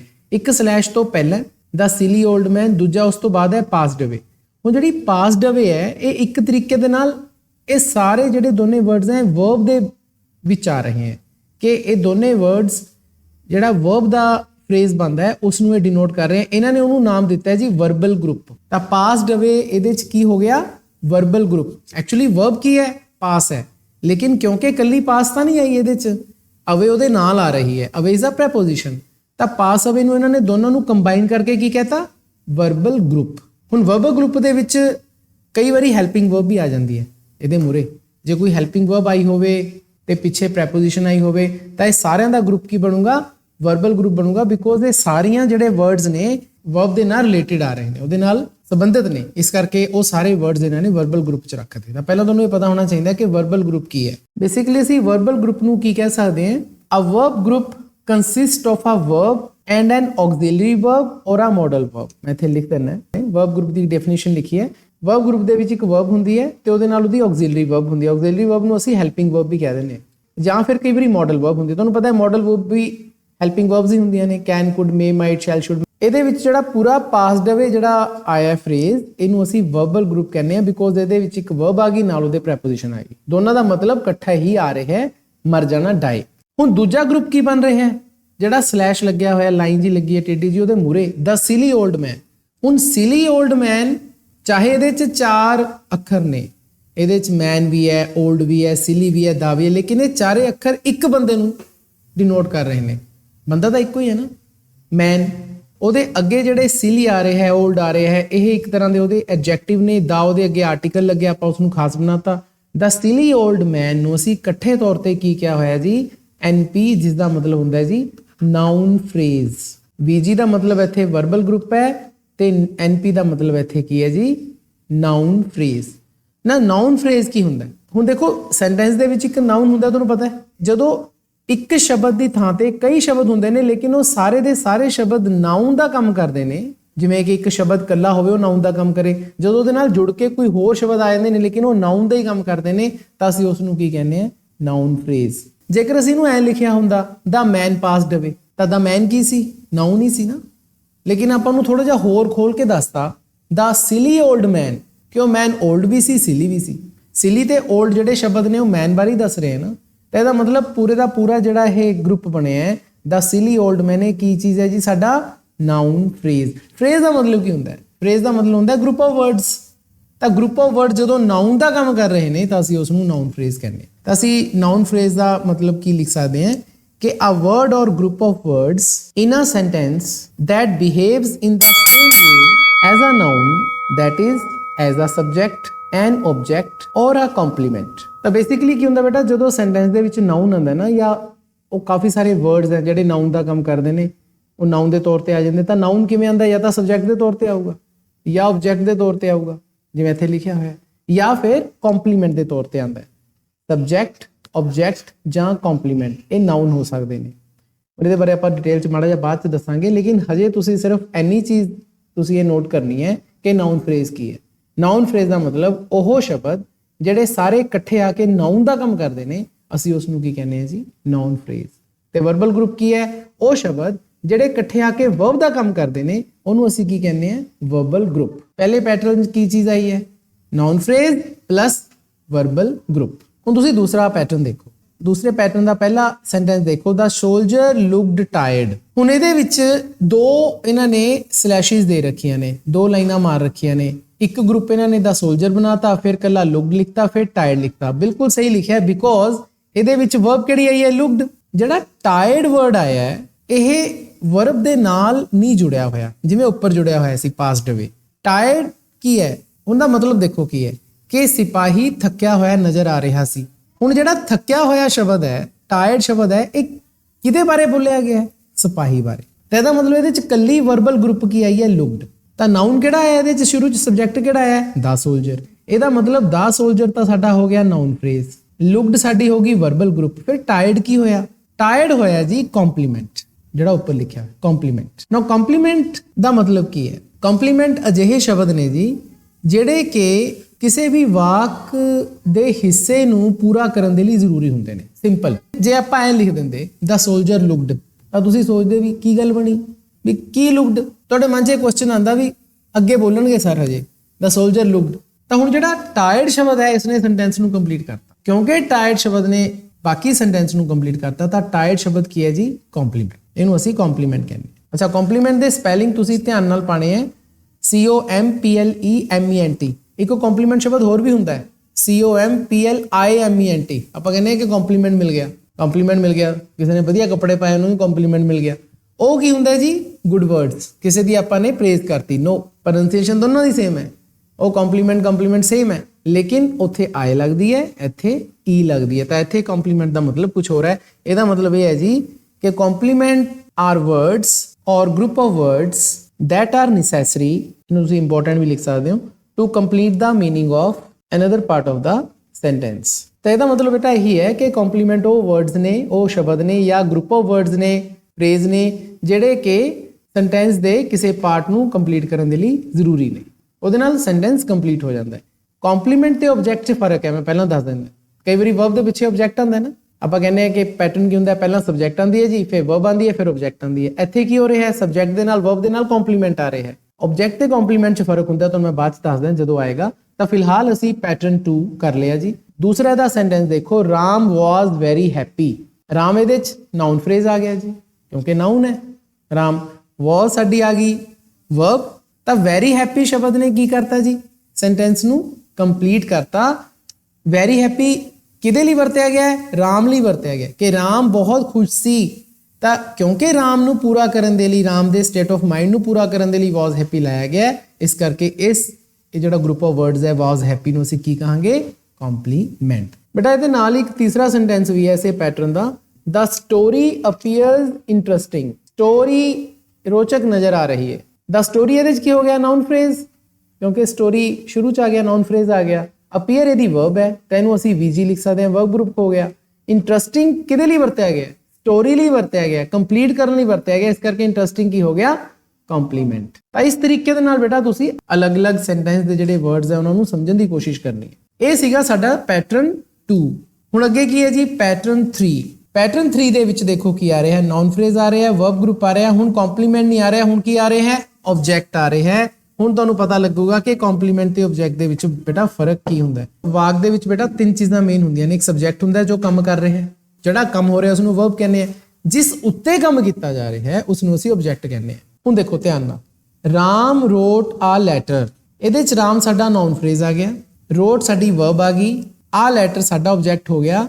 ਕਿਉਂਕਿ ਰਾਮ ਲਿਖ ਰਿਹਾ, ਕੀ ਲਿਖ ਰਿਹਾ, ਇੱਕ ਲੈਟਰ ਨੂੰ ਲਿਖ ਰਿਹਾ ਹੈ। ਕਿਉਂਕਿ ਲਿਖਣ ਦਾ ਕੰਮ ਲੈਟਰ ਦੇ ਉੱਪਰ ਹੋ ਰਿਹਾ ਹੈ, ਇਸ ਕਰਕੇ ਅਸੀਂ ਇਸ ਨੂੰ ਆਬਜੈਕਟ ਕਹਾਂਗੇ, ਇਸ ਨੂੰ ਕੰਪਲੀਮੈਂਟ ਨਹੀਂ ਕਹਾਂਗੇ। ਯਾਦ ਕਰੋ ਜਿਹੜੇ ਪਹਿਲਾਂ ਸੈਂਟੈਂਸ ਆਏ ਨੇ, ਜਿਵੇਂ ਉੱਪਰਲਾ ਸੈਂਟੈਂਸ ਆਇਆ ਦ ਸਟੋਰੀ ਅਪੀਅਰਸ ਇੰਟਰਸਟਿੰਗ, ਇਹਦੇ 'ਚ ਸਟੋਰੀ ਬਾਰੇ ਦੱਸਿਆ ਗਿਆ ਹੈ। ਜਦੋਂ ਕੋਈ ਗੱਲ ਦੱਸੀ ਜਾ ਰਹੀ ਹੈ ਕਿਸੇ ਬਾਰੇ, ਉਸ ਤੋਂ ਪਹਿਲਾਂ ਇੱਕ ਸੈਂਟੈਂਸ ਆਇਆ ਹੈ, ਉਹਦੇ 'ਚ ਰਾਮ ਬਾਰੇ ਦੱਸਿਆ ਗਿਆ ਹੈ, ਉਸ ਤੋਂ ਪਹਿਲਾਂ ਸੋਲਜਰ ਬਾਰੇ ਦੱਸਿਆ ਗਿਆ। ਜਦੋਂ ਬੇਟਾ ਸਿਰਫ ਦੱਸਣ ਦੀ ਗੱਲ ਆ ਰਹੀ ਹੈ, ਉਸ ਟਾਈਮ ਅਸੀਂ ਆਬਜੈਕਟ ਯੂਜ਼ ਨਹੀਂ ਕਰਦੇ। ਸੋਲਜਰ ਐਦਾਂ ਦਾ ਸੀ, ਰਾਮ ਐਦਾਂ ਦਾ ਨਜ਼ਰ ਆ ਰਿਹਾ ਹੈ, ਸਟੋਰੀ ਐਦਾਂ ਦੀ ਨਜ਼ਰ ਆ ਰਹੀ ਹੈ। ਜਦੋਂ ਐਦਾਂ ਦੇ ਵਾਕ ਹੋਣ ਤਾਂ ਉਸ ਟਾਈਮ ਉਹਨਾਂ 'ਚ ਵਰਬ ਦੇ ਪਿੱਛੇ ਜਿਹੜੀ ਚੀਜ਼ ਆ ਰਹੀ ਹੈ ਉਹ ਕੀ ਹੈ, ਕੰਪਲੀਮੈਂਟ। ਲੇਕਿਨ ਇੱਥੇ ਹੁਣ ਦੱਸਿਆ ਨਹੀਂ ਜਾ ਰਿਹਾ ਤੇ ਕੰਮ ਹੋ ਰਿਹਾ ਹੈ, ਐਕਸ਼ਨ ਹੋ ਰਿਹਾ ਹੈ, ਇਸ ਨੂੰ ਆਪਾਂ ਐਕਸ਼ਨ ਵਰਬ ਕਹਿੰਦੇ ਆ। ਤਾਂ ਜਦੋਂ ਕੰਮ ਹੋ ਰਿਹਾ ਹੈ ਤੇ ਕੰਮ ਜਿਸ ਚੀਜ਼ ਦੇ ਉੱਪਰ ਹੋ ਰਿਹਾ ਹੈ ਉਸ ਨੂੰ ਅਸੀਂ ਆਬਜੈਕਟ ਕਹਿੰਦੇ ਆ ਬੇਟਾ। ਤਾਂ ਇੱਥੇ ਆ ਲੈਟਰ ਕੀ ਹੋ ਗਿਆ, ਸਾਡਾ ਆਬਜੈਕਟ ਹੋ ਗਿਆ।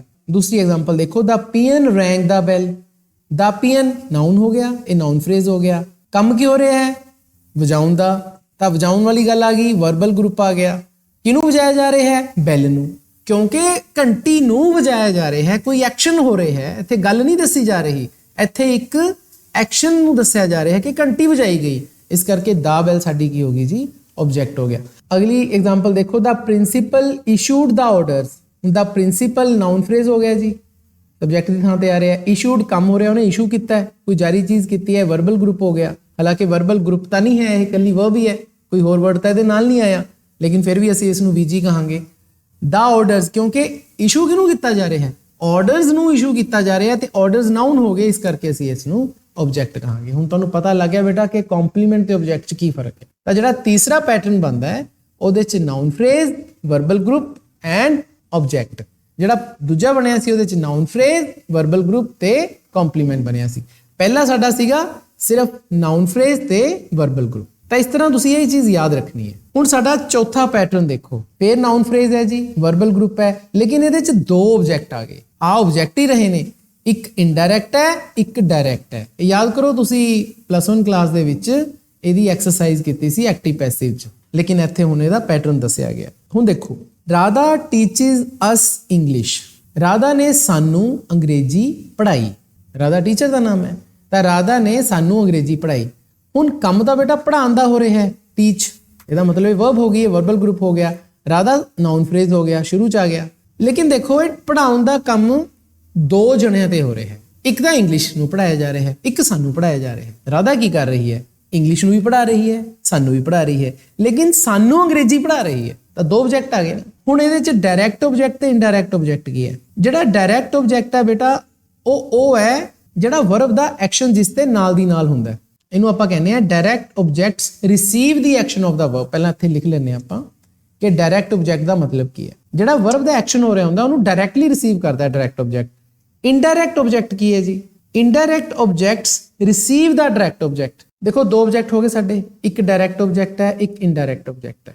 ਵਰਬ ਦਾ ਐਕਸ਼ਨ ਜਿਸ ਦੇ ਉੱਪਰ ਸਿੱਧਾ ਪੈ ਰਿਹਾ ਹੈ ਉਹ ਡਾਇਰੈਕਟ ਆਬਜੈਕਟ। ਇਨਡਾਇਰੈਕਟ ਆਬਜੈਕਟ ਕੀ ਹੈ? ਉਹ ਡਾਇਰੈਕਟ ਆਬਜੈਕਟ ਨੂੰ ਰਿਸੀਵ ਕਰ ਰਿਹਾ। ਦੇਖੋ ਇਹ ਆਪਾਂ ਵਾਕ ਦੇ ਹਿਸਾਬ ਨਾਲ ਸਮਝਦੇ ਹਾਂ ਕਿ ਰਾਧਾ ਨੇ ਸਾਨੂੰ ਅੰਗਰੇਜ਼ੀ ਪੜ੍ਹਾਈ। ਰਾਧਾ ਨੇ ਕੀ ਪੜ੍ਹਾਈ? ਅੰਗਰੇਜ਼ੀ। ਪੜ੍ਹਾਉਣ ਦਾ ਕੰਮ ਡਾਇਰੈਕਟ ਕਿਸ ਤੇ ਹੋ ਰਿਹਾ ਹੈ? ਅੰਗਰੇਜ਼ੀ ਤੇ ਹੋ ਰਿਹਾ ਹੈ। ਰਾਧਾ ਅੰਗਰੇਜ਼ੀ ਨੂੰ ਪੜ੍ਹਾ ਰਹੀ ਹੈ, ਲੇਕਿਨ ਅੰਗਰੇਜ਼ੀ ਅੱਗੇ ਸਾਨੂੰ ਮਿਲ ਰਹੀ ਹੈ ਸਿੱਖਣ ਦੇ ਲਈ। ਤਾਂ ਇਹਦਾ ਮਤਲਬ ਇਨਡਾਇਰੈਕਟ ਕੌਣ ਹੋ ਗਏ? ਅਸੀਂ। ਡਾਇਰੈਕਟ ਕੰਮ ਕਿਹਦੇ ਤੇ ਹੋਇਆ? ਇੰਗਲਿਸ਼ ਤੇ।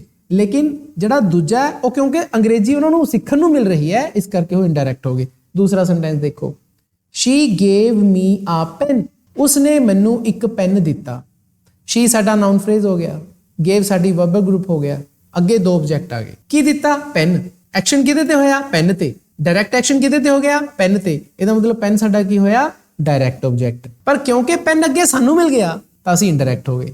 ਅਸੀਂ ਇਨਡਾਇਰੈਕਟ ਆਬਜੈਕਟ ਸੀਗੇ ਕਿਉਂਕਿ ਸਾਨੂੰ ਪੈਨ ਮਿਲ ਗਿਆ, ਤਾਂ ਇਹ ਸਾਡਾ ਇਨਡਾਇਰੈਕਟ ਆਬਜੈਕਟ ਹੋ ਗਿਆ। ਤੀਸਰਾ ਸੈਂਟੈਂਸ ਦੇਖੋ, the president awarded her a good medal. ਰਾਸ਼ਟਰਪਤੀ ਨੇ ਉਸ ਨੂੰ ਇੱਕ ਵਧੀਆ, ਅਤੇ ਗੁੱਡ ਨਹੀਂ ਆਣਾ ਸੀ, ਗੋਲਡ ਆਣਾ ਚਾਹੀਦਾ ਸੀ ਆਈ ਥਿੰਕ। ਪ੍ਰੈਜ਼ੀਡੈਂਟ ਨੇ ਉਸ ਨੂੰ ਇੱਕ ਗੋਲਡ ਮੈਡਲ ਅਵਾਰਡ ਕੀਤਾ, ਪ੍ਰਦਾਨ ਕੀਤਾ। ਦਾ ਪ੍ਰੈਜ਼ੀਡੈਂਟ ਕੀ ਹੋ ਗਿਆ ਜੀ? ਨਾउन ਫਰੇਜ਼। ਕੰਮ ਕੀ ਹੋ ਰਿਹਾ? ਅਵਾਰਡ ਕਰਨ ਦਾ, ਪ੍ਰਦਾਨ ਕਰਨ ਦਾ, ਵੀਜੀ ਹੋ ਗਿਆ, ਵਰਬਲ ਗਰੁੱਪ। ਹੁਣ ਅਵਾਰਡ ਕੀ ਕੀਤਾ? ਮੈਡਲ। ਤਾਂ ਗੋਲਡ ਮੈਡਲ ਕੀ ਹੋ ਗਿਆ? Direct object. ਪਰ ਉਹ ਮਿਲਿਆ ਕਿਹਨੂੰ ਮੈਡਲ? ਲੜਕੀ ਨੂੰ, ਜਿਹਦੇ ਲਈ ਹਰ ਵਰਤਿਆ ਗਿਆ। ਤਾਂ ਹਰ ਸਾਡਾ ਕੀ ਹੋ ਗਿਆ? Indirect object. ਲਾਸਟ ਸਾਡਾ ਬੇਟਾ ਪੈਟਰਨ ਹੈ ਨਾउन ਫਰੇਜ਼, ਵਰਬਲ ਗਰੁੱਪ, ਆਬਜੈਕਟ। ਲੇਕਿਨ ਆਬਜੈਕਟ ਦੋ ਤਰ੍ਹਾਂ ਦਾ ਆਇਆ ਹੈ, ਸਬਜੈਕਟ ਕੰਪਲੀਮੈਂਟ ਜਾਂ ਆਬਜੈਕਟ ਕੰਪਲੀਮੈਂਟ। ਇਹ ਬਹੁਤ ਵਧੀਆ ਚੀਜ਼ ਹੈ, ਇਹਨੂੰ ਸਮਝਣ ਦੀ ਕੋਸ਼ਿਸ਼ ਕਰੋ। ਹੁਣ ਇਹਦੇ ਚ ਆਬਜੈਕਟ ਫਿਰ ਦੋ ਤਰ੍ਹਾਂ ਦਾ ਹੈ, ਲੇਕਿਨ ਉਹ ਹੁਣ ਡਾਇਰੈਕਟ ਇਨਡਾਇਰੈਕਟ ਦੇ ਹਿਸਾਬ ਨਾਲ ਨਹੀਂ ਹੈ, ਉਹ ਸਬਜੈਕਟ ਕੰਪਲੀਮੈਂਟ ਦੇ ਹਿਸਾਬ ਨਾਲ ਹੈ ਜਾਂ ਆਬਜੈਕਟ ਕੰਪਲੀਮੈਂਟ ਦੇ ਹਿਸਾਬ ਨਾਲ ਹੈ। ਇਹ ਕੰਪਲੀਮੈਂਟ ਉਹੀ ਹੈ ਜਿਹੜਾ ਮੈਂ ਤੁਹਾਨੂੰ ਈ ਵਾਲਾ ਪਹਿਲਾਂ ਸਮਝਾਇਆ ਸੀ। ਆਪਾਂ ਪਹਿਲਾਂ ਐਗਜ਼ਾਮਪਲ ਕਰਦੇ ਹਾਂ। ਦੇ ਮੇਡ ਹਿਮ ਆ ਕਿੰਗ। ਹੁਣ ਇਹਦੇ ਚ ਦੇਖੋ ਦੇ ਕੌਣ ਆ ਗਿਆ? ਨਾउन ਫਰੇਜ਼ ਆ ਗਿਆ। ਮੇਡ ਬਣਾਇਆ ਗਿਆ, ਵਰਬਲ ਗਰੁੱਪ ਆ ਗਿਆ, ਵਰਬ ਆ ਗਈ ਕਿਉਂਕਿ ਉਸ ਨੂੰ ਬਣਾਇਆ ਗਿਆ। ਹਿਮ ਆ ਕਿੰਗ, ਧਿਆਨ ਨਾਲ ਦੇਖੋ। ਹਿਮ ਦਾ ਮਤਲਬ ਇੱਥੇ ਕਿਸੇ ਲੜਕੇ ਦੀ ਗੱਲ ਹੋ ਰਹੀ ਹੈ। ਕਲੀਅਰ ਹੋ ਗਿਆ? ਲੜਕੇ ਨੂੰ ਰਾਜਾ ਉਹਨਾਂ ਨੇ ਬਣਾਇਆ, ਉਹਨਾਂ ਨੇ ਲੜਕੇ ਨੂੰ ਰਾਜਾ ਬਣਾਇਆ। ਤਾਂ ਜਿਹੜਾ ਰਾਜਾ ਬਣਾਉਣ ਦਾ ਕੰਮ ਕਿਸ ਤੇ ਹੋਇਆ? ਵੀ ਲੜਕੇ ਤੇ ਹੋਇਆ। ਤੇ ਲੜਕਾ ਇੱਥੇ ਕਿੱਥੇ ਆ ਰਿਹਾ ਹੈ? ਆਬਜੈਕਟ ਵਾਲੀ ਜਗ੍ਹਾ ਤੇ ਆ ਰਿਹਾ। ਦੇਖੋ ਧਿਆਨ ਨਾਲ, ਵਰਬ ਤੋਂ ਬਾਅਦ ਕੀ ਲੱਗਦਾ ਹੁੰਦਾ ਹੈ? ਆਬਜੈਕਟ ਹੀ ਲੱਗਦਾ ਨਾ। ਇਸ ਦਾ ਮਤਲਬ ਜਿਹੜਾ ਇੱਥੇ ਕੀ ਲੱਗਿਆ ਹੋਇਆ ਹੀਮਾ ਕਿੰਗ ਕੀ ਲੱਗਿਆ ਜੀ? ਆਬਜੈਕਟ ਕੰਪਲੀਮੈਂਟ ਲੱਗਿਆ। ਆਬਜੈਕਟ ਕੰਪਲੀਮੈਂਟ ਦਾ ਮਤਲਬ ਕੀ ਹੁੰਦਾ? ਆਪਾਂ ਲਿਖ ਲੈਂਦੇ ਹਾਂ। ਜਿਹੜੇ ਕੰਪਲੀਮੈਂਟ ਆਬਜੈਕਟ ਬਾਰੇ ਸਾਨੂੰ ਜ਼ਿਆਦਾ ਇਨਫੋਰਮੇਸ਼ਨ ਦਿੰਦੇ ਨੇ ਉਹਨਾਂ ਨੂੰ ਅਸੀਂ ਆਬਜੈਕਟ ਕੰਪਲੀਮੈਂਟ ਕਹਿੰਦੇ ਹਾਂ। Compliments which add more information about an object are called object complement। ਹੁਣ ਤੁਹਾਨੂੰ ਪਤਾ ਨਾ ਬੇਟਾ ਆਬਜੈਕਟ ਕਿੱਥੇ ਆਉਂਦਾ ਹੈ? ਆਬਜੈਕਟ ਆਉਂਦਾ ਹੈ ਵਰਬ ਤੋਂ ਬਾਅਦ।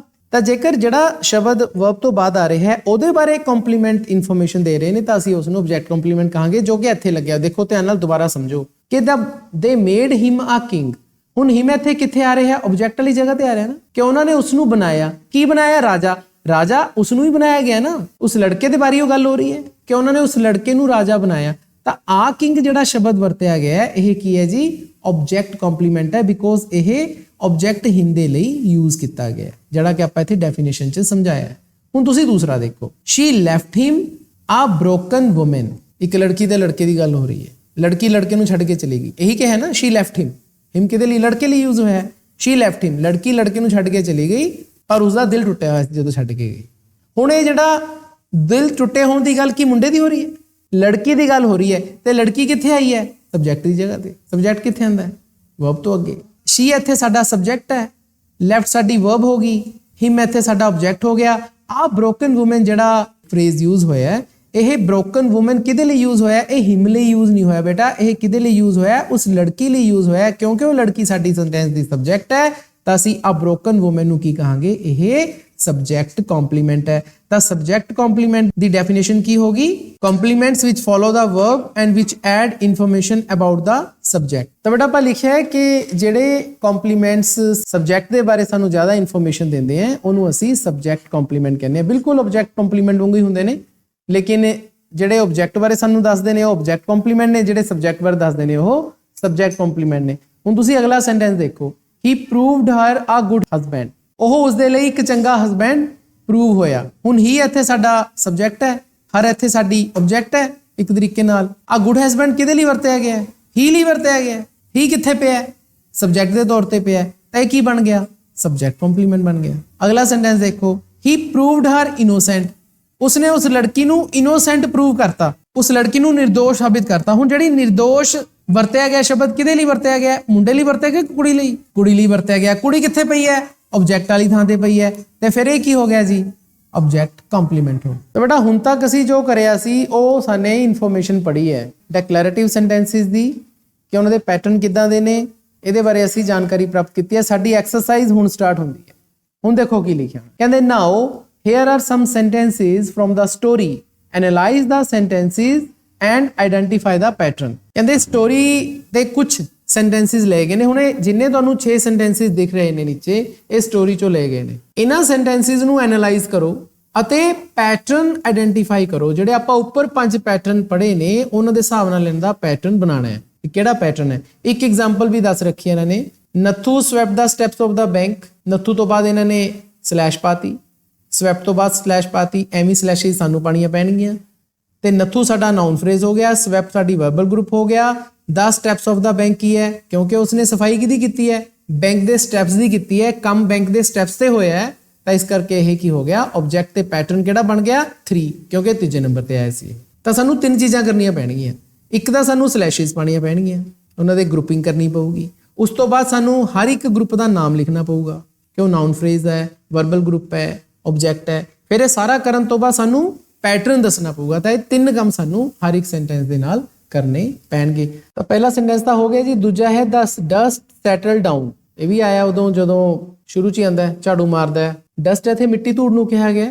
ਹੁਣ ਧਿਆਨ ਨਾਲ ਦੇਖੋ ਇਹਦੇ 'ਚ ਕੀ ਹੈ। ਦ ਡਸਟ ਸੈਟਲ ਡਾਊਨ, ਧੂੜ ਨੀਚੇ ਬੈਠ ਗਈ। ਦ ਡਸਟ ਤੋਂ ਬਾਅਦ ਅਸੀਂ ਸਲੈਸ਼ ਲਾਵਾਂਗੇ। ਦ ਡਸਟ ਕੀ ਹੋ ਗਿਆ? ਸਾਡਾ ਨਾउन ਫਰੇਜ਼। ਸੈਟਲ ਡਾਊਨ, ਡਾਊਨ ਸਾਡੀ ਪ੍ਰੈਪੋਜੀਸ਼ਨ ਹੈ ਜਿਹੜੀ ਸੈਟਲ ਦੇ ਨਾਲ ਆਈ ਹੈ। ਇਹਦਾ ਮਤਲਬ ਸੈਟਲ ਵਰਬ ਹੋਗੀ, ਲੇਕਿਨ ਸੈਟਲ ਕੱਲੀ ਵਰਬ ਨਹੀਂ ਆਈ, ਉਹਦੇ ਨਾਲ ਪ੍ਰੈਪੋਜੀਸ਼ਨ ਵੀ ਆਈ ਹੈ। 2 ਵਰਡਸ ਦਾ ਇੱਕ ਫਰੇਜ਼ ਬਣ ਗਿਆ। ਤਾਂ ਅਸੀਂ ਇਸ ਨੂੰ ਕੀ ਕਹਾਂਗੇ? Verbal group. ਤਾਂ ਇਹ ਬਣਿਆ ਜੀ ਨਾउन ਫਰੇਜ਼ ਵਰਬਲ ਗਰੁੱਪ। ਇਹ ਕਿਹੜਾ ਪੈਟਰਨ ਹੈ? ਪੈਟਰਨ 1। ਇਹ ਸਾਡਾ ਪੈਟਰਨ 1 ਹੈ ਜੀ। ਤੀਸਰਾ ਸਾਡਾ ਸੈਂਟੈਂਸ ਹੈ ਆਈ ਨੋ ਅ ਸਵੀਪਰ ਬॉय। ਮੈਂ ਇੱਕ ਸਫਾਈ ਕਰਨ ਵਾਲੇ ਲੜਕੇ ਨੂੰ ਜਾਣਦਾ ਹਾਂ। ਆਈ ਤੋਂ ਬਾਅਦ ਅਸੀਂ ਇੱਕ ਸਲੈਸ਼ ਪਾਵਾਂਗੇ, ਨੋ ਤੋਂ ਬਾਅਦ ਪਾਵਾਂਗੇ 2 ਸਲੈਸ਼ਿਸ ਪੈਣਗੀਆਂ। ਆਈ ਸਾਡਾ ਕੀ ਹੋ ਗਿਆ ਜੀ? ਨਾउन ਫਰੇਜ਼। ਨੋ ਸਾਡੀ ਵਰਬ ਹੋਗੀ, ਵਰਬ ਗਰੁੱਪ ਵੀਜੀ ਹੋਗੀ। ਆ ਸਵੀਪਰ ਬॉय ਕੀ ਹੈ? ਕੀ ਇਹ ਆਬਜੈਕਟ ਹੈ? ਨੋ। ਤਾਂ ਇਹਦੇ ਬੇਟਾ ਜਿਹੜਾ ਆ ਸਵੀਪਰ ਬॉय ਹੈ ਇਹ ਆਬਜੈਕਟ ਨਹੀਂ ਹੈ, ਕਿਉਂਕਿ ਸਿਰਫ ਗੱਲ ਦੱਸੀ ਜਾ ਰਹੀ ਹੈ ਕਿ ਮੈਂ ਇੱਕ ਸਵੀਪਰ ਬॉय ਨੂੰ ਜਾਣਦਾ। ਇਹਦੇ 'ਚ ਕੋਈ ਐਕਸ਼ਨ ਤਾਂ ਹੋ ਨਹੀਂ ਰਿਹਾ। ਤਾਂ ਆ ਸਵੀਪਰ ਬॉय ਕੀ ਹੈ? It's a complement. ਤਾਂ ਇਹ ਸੀ ਹੋ ਗਿਆ। ਇਸ ਕਰਕੇ ਇਹ ਸਾਡਾ ਪੈਟਰਨ ਕਿਹੜਾ ਬਣਿਆ? ਸੈਕਿੰਡ। ਇਹ ਸਾਡਾ ਸੈਕਿੰਡ ਪੈਟਰਨ ਬਣਿਆ। ਪੈਟਰਨ ਨੰਬਰ 2 ਅਸੀਂ ਇਹਦੇ ਸਾਹਮਣੇ ਪਾ ਦਾਂ। ਆਬਜੈਕਟ ਉਦੋਂ ਆਏਗਾ ਜਦੋਂ ਕੋਈ ਐਕਸ਼ਨ ਹੋ ਰਿਹਾ ਹੈ, ਕੋਈ ਐਕਸ਼ਨ ਵਰਬ ਨਹੀਂ। ਫੋਰਥ ਹੈ ਜੀ they are not giving him his pay. ਉਹ ਉਸਦੀ ਪੇ ਉਸ ਨੂੰ ਨਹੀਂ ਦੇ ਰਹੇ। ਹੁਣ ਇਹਦੇ ਵਿੱਚ ਇੱਕ ਸਲੈਸ਼ ਅਸੀਂ ਦੇ ਤੋਂ ਬਾਅਦ ਪਾਵਾਂਗੇ। ਆਰ ਨਾਟ ਗਿਵਿੰਗ ਇੱਕ ਸਲੈਸ਼ ਹੋ ਗਈ, ਹਿਮ ਇੱਕ ਹੋ ਗਈ, ਹਿਜ਼ ਪੇ ਇੱਕ ਹੋ ਗਈ। ਇਹਦਾ ਮਤਲਬ 3 ਸਲੈਸ਼ਿਸ ਪੈਣਗੀਆਂ, 4 ਗਰੁੱਪ ਬਣ ਗਏ ਇਸ ਸੈਂਟੈਂਸ ਦੇ। ਹੁਣ ਇਹਦੇ ਚ ਦੇ ਕੀ ਹੋ ਗਿਆ? ਸਾਡਾ ਨਾउन ਫਰੇਜ਼। ਆਰ ਨਾਟ ਗਿਵਿੰਗ, ਇਹ ਪੂਰੇ ਗਰੁੱਪ ਤੋਂ ਸਾਨੂੰ ਕੰਮ ਦੇ ਹੋਣ ਦਾ ਪਤਾ ਲੱਗ ਰਿਹਾ। ਤੇ ਇਹ ਕੀ ਹੋ ਗਿਆ? ਸਾਡਾ ਵਰਬਲ ਗਰੁੱਪ। ਇਹਦੇ ਚ ਆਰ ਨਾਟ ਹੈਲਪਿੰਗ ਵਰਬ ਹੋ ਗਈ, ਗਿਵਿੰਗ ਸਾਡੀ ਮੇਨ ਵਰਬ ਹੋ ਗਈ। ਹੁਣ ਕੀ ਚੀਜ਼ ਦੇਣ ਦਾ ਕੰਮ ਹੋ ਰਿਹਾ ਜੀ? ਪੇ। ਪੇ ਦੇਣ ਦਾ ਕੰਮ ਹੋ ਰਿਹਾ ਹੈ। ਇਹਦਾ ਮਤਲਬ ਐਕਸ਼ਨ ਹੋ ਰਿਹਾ ਹੈ।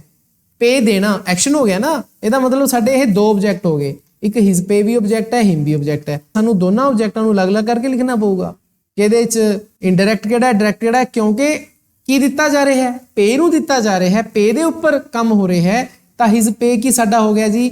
Direct object. ਪਰ ਪੇ ਮਿਲ ਕਿਸ ਨੂੰ ਰਹੀ ਹੈ? ਨੱਥੂ ਨੂੰ, ਹਿਮ ਨੂੰ। ਤਾਂ ਇਸ ਕਰਕੇ ਇਹ ਕੀ ਹੋ ਗਿਆ? ਇਨਡਾਇਰੈਕਟ ਆਬਜੈਕਟ ਹੋ ਗਿਆ। ਤਾਂ ਇਹ ਸਾਡਾ ਫਿਰ ਪੈਟਰਨ ਕਿਹੜਾ ਹੋਇਆ? ਪੈਟਰਨ ਨੰਬਰ 4, ਕਿਉਂਕਿ ਇਹਦੇ ਸਾਡੇ ਕੋਲੇ 2 ਆਬਜੈਕਟ ਆਏ ਨੇ ਜੀ, ਜਿਨ੍ਹਾਂ ਚੋਂ ਇੱਕ ਡਾਇਰੈਕਟ ਆਬਜੈਕਟ ਹੈ, ਇੱਕ ਇਨਡਾਇਰੈਕਟ ਆਬਜੈਕਟ। ਫਿਫਥ ਸੈਂਟੈਂਸ ਦੇਖੋ ਜੀ, ਮਿਸਿਸ ਪ੍ਰਕਾਸ਼ ਫਾਊਂਡ ਹਰ ਫਰੈਂਡ ਮਿਸਿਸ ਭੂਸ਼ਣ। ਇੱਕ ਸਲੈਸ਼ ਅਸੀਂ ਪਾਵਾਂਗੇ ਮਿਸਿਸ ਪ੍ਰਕਾਸ਼ ਤੋਂ ਬਾਅਦ, ਫਾਊਂਡ ਤੋਂ ਬਾਅਦ ਪਏਗੀ, ਹਰ ਫਰੈਂਡ ਤੋਂ ਬਾਅਦ ਪਏਗੀ ਮਿਸਿਸ ਭੂਸ਼ਣ। ਤਾਂ 4 ਗਰੁੱਪ ਬਣ ਗਏ ਜੀ ਇਸ ਸੈਂਟੈਂਸ ਦੇ ਵਿੱਚ ਵੀ, ਜਿਨ੍ਹਾਂ ਚੋਂ ਮਿਸਿਸ ਪ੍ਰਕਾਸ਼ ਸਾਡਾ ਹੋ ਗਿਆ ਨਾउन ਫਰੇਜ਼, ਫਾਊਂਡ ਉਸਨੇ ਲੱਭਿਆ, ਉਸਨੂੰ ਮਿਲੀ ਤਾਂ ਇਹ ਵਰਬਲ ਗਰੁੱਪ ਬਣ ਗਿਆ, ਹਰ ਫਰੈਂਡ ਤੇ ਇੱਕ ਮਿਸਿਸ ਭੂਸ਼ਣ। ਹੁਣ ਇੱਥੇ ਜਿਹੜਾ ਮਿਸਿਸ ਭੂਸ਼ਣ ਬੇਟਾ ਯੂਜ਼ ਹੋਇਆ ਇਹ ਕਿਹਦੇ ਲਈ ਯੂਜ਼ ਹੋਇਆ? ਕੀ ਇਹ ਮਿਸਿਸ ਪ੍ਰਕਾਸ਼ ਲਈ ਯੂਜ਼ ਹੋਇਆ? ਨਹੀਂ, ਇਹ ਉਸਦੀ ਫਰੈਂਡ ਦੇ ਲਈ ਯੂਜ਼ ਹੋਇਆ। ਹਰ ਫਰੈਂਡ ਕਿੱਥੇ ਆ ਰਿਹਾ ਹੈ? ਆਬਜੈਕਟ ਵਾਲੀ ਜਗ੍ਹਾ ਤੇ ਆ ਰਿਹਾ ਹੈ।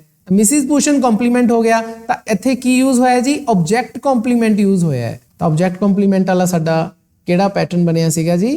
ਪੈਟਰਨ 5। ਹਾਲਾਂਕਿ ਆਬਜੈਕਟ ਕੰਪਲੀਮੈਂਟ ਹੋਵੇ ਚਾਹੇ ਸਬਜੈਕਟ ਕੰਪਲੀਮੈਂਟ ਹੋਵੇ ਪੈਟਰਨ 5 ਚ ਆਣਗੇ, ਲੇਕਿਨ ਸਾਨੂੰ ਦੱਸਣਾ ਪਏਗਾ ਕਿ ਇੱਥੇ ਜਿਹੜਾ ਕੰਪਲੀਮੈਂਟ ਕਿਹੜਾ ਯੂਜ਼ ਹੋਇਆ, ਕੀ ਇਹ ਆਬਜੈਕਟ ਕੰਪਲੀਮੈਂਟ ਹੋਇਆ ਜਾਂ ਸਬਜੈਕਟ ਕੰਪਲੀਮੈਂਟ ਹੋਇਆ। ਤਾਂ ਇੱਥੇ ਮਿਸਿਸ ਭੂਸ਼ਣ ਹਰ ਫਰੈਂਡ ਲਈ ਯੂਜ਼ ਹੋਇਆ ਤੇ ਹਰ ਫਰੈਂਡ ਆਬਜੈਕਟ ਵਾਲੀ ਜਗ੍ਹਾ ਤੇ ਆ ਰਹੀ ਹੈ, ਇਸ ਕਰਕੇ ਇਹ ਪੈਟਰਨ 5 ਹੈ। ਲਾਸਟ ਸਾਡਾ ਸੈਂਟੈਂਸ ਹੈ ਜੀ, ਆਈ ਮਸਟ ਸਫਰ ਐਨ ਇਨਕਰੀਜ਼ ਆਫ ਵਰਕ। ਮੈਨੂੰ ਹੋਰ ਕੰਮ ਕਰਨਾ ਪਊ। ਲਾਸਟ ਆਂਦਾ ਜਦੋਂ ਰੋੜੇ ਵਗੈਰਾ ਦੇਖਦਾ ਨੱਥੂ, ਉਸ ਟਾਈਮ ਇਹ ਯੂਜ਼ ਹੁੰਦਾ। ਤਾਂ ਇਹਦੇ ਚ ਜੀ ਸਾਡਾ ਇੱਕ ਸਲੈਸ਼ ਆਏਗਾ ਆਈ ਤੋਂ ਬਾਅਦ, ਇੱਕ ਆਏਗਾ ਮਸਟ ਸਫਰ ਤੋਂ ਬਾਅਦ, ਬਸ ਦੋ ਆਣਗੇ ਜੀ। ਆਈ ਇੱਥੇ ਸਾਡਾ ਹੋ ਗਿਆ ਜੀ ਨਾउन ਫਰੇਜ਼।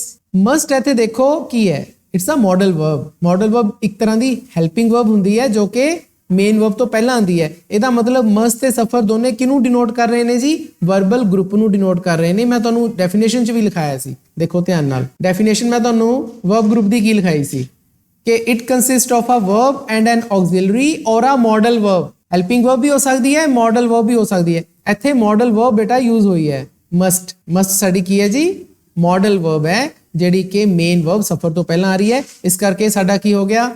ਵਰਬਲ ਗਰੁੱਪ ਹੋ ਗਿਆ। ਇਹ ਪਿੱਛੇ ਆਇਆ ਐਨ ਇਨਕਰੀਜ਼ ਆਫ ਵਰਕ। ਇਹ ਆਬਜੈਕਟ ਹੈ ਕਿ ਕੰਪਲੀਮੈਂਟ ਹੈ? ਤਾਂ ਸਟੂਡੈਂਟਸ ਇੱਥੇ ਐਨ ਇਨਕਰੀਜ਼ ਆਫ ਵਰਕ ਆਬਜੈਕਟ ਦਾ ਕੰਮ ਕਰ ਰਿਹਾ ਹੈ, ਬਿਕੋਜ਼ ਜਦੋਂ ਅਸੀਂ ਇਸ ਸੈਂਟੈਂਸ ਦੀ ਪੰਜਾਬੀ ਕਰਦੇ ਹਾਂ ਤਾਂ ਸਾਨੂੰ ਪਤਾ ਲੱਗਦਾ ਹੈ ਕਿ ਮੈਨੂੰ ਜ਼ਿਆਦਾ ਕੰਮ ਕਰਨਾ ਪਏਗਾ। ਤਾਂ ਇੱਕ ਐਕਸ਼ਨ ਵਰਬ ਹੋ ਗਈ ਜੀ ਸਫਰ ਇੱਥੇ, ਜਿਸ ਦਾ ਕਿ ਆਬਜੈਕਟ ਪੂਰਾ ਕੀ ਹੈ? ਐਨ ਇਨਕਰੀਜ਼ ਆਫ ਵਰਕ। ਤੇ ਫਿਰ ਸਾਡਾ ਪੈਟਰਨ ਕੀ ਬਣਿਆ ਜੀ? ਤਾਂ ਸਾਡਾ ਪੈਟਰਨ ਬਣਿਆ ਜੀ 3, ਕਿਉਂਕਿ ਇਸੇ ਪੈਟਰਨ ਦੇ ਵਿੱਚ ਆਂਦਾ ਸੀ ਜੀ ਨਾउन ਫਰੇਜ਼, ਵਰਬਲ ਗਰੁੱਪ ਅਤੇ ਉਸ ਦੇ ਨਾਲ ਆਬਜੈਕਟ। ਇਸੇ ਦੇ ਨਾਲ ਸਟੂਡੈਂਟ ਸਾਡੀ ਗ੍ਰਾਮਰ ਐਕਸਰਸਾਈਜ਼ਸ ਕੰਪਲੀਟ ਹੁੰਦੀ ਹੈ। ਅਸੀਂ ਵੋਕੈਬਲਰੀ ਦੀਆਂ 2 ਐਕਸਰਸਾਈਜ਼ਸ ਵੀ ਕੰਪਲੀਟ ਕੀਤੀਆਂ ਨੇ ਅਤੇ ਨਾਲ ਹੀ ਐਸੇ ਟਾਈਪ ਕੁਐਸਚਨਸ ਵੀ ਅੱਜ ਦੇ ਵੀਡੀਓ 'ਚ ਅਸੀਂ ਕਵਰ ਕਰ ਚੁੱਕੇ ਹਾਂ। ਉਮੀਦ ਹੈ ਸਾਰਾ ਕੁਝ ਤੁਹਾਨੂੰ ਚੰਗੀ ਤਰ੍ਹਾਂ ਸਮਝ ਆ ਗਿਆ ਹੋਵੇਗਾ। ਫਿਰ ਵੀ ਜੇਕਰ ਤੁਹਾਡਾ ਕੋਈ ਡਾਊਟ ਹੈ ਤਾਂ ਤੁਸੀਂ ਮੈਨੂੰ ਕਮੈਂਟ ਸੈਕਸ਼ਨ ਦੇ ਵਿੱਚ ਪੁੱਛ ਸਕਦੇ ਹੋ। ਵੀਡੀਓ ਦੇ ਐਂਡ ਤੇ ਮੈਂ ਤੁਹਾਨੂੰ ਮੇਰੇ ਦੁਆਰਾ ਬਣਾਏ ਹੋਏ +2 ਕਲਾਸ ਇੰਗਲਿਸ਼ ਇਲੈਕਟਿਵ ਦੇ ਹੋਰ ਬਹੁਤ ਸਾਰੇ ਵੀਡੀਓਜ਼ ਦੇ ਲਿੰਕ ਸਕਰੀਨ ਦੇ ਉੱਪਰ ਪ੍ਰੋਵਾਈਡ ਕਰ ਰਿਹਾ ਹਾਂ। ਨੈਕਸਟ ਵੀਡੀਓ ਦੇ ਵਿੱਚ ਆਪਾਂ ਇੰਗਲਿਸ਼ ਇਲੈਕਟਿਵ +2 ਕਲਾਸ ਦੇ ਕਿਸੇ ਹੋਰ ਚੈਪਟਰ ਨੂੰ ਲੈ ਕੇ ਮਿਲਾਂਗੇ ਜੀ। ਫਿਰ ਮਿਲਦੇ ਹਾਂ। ਧੰਨਵਾਦ।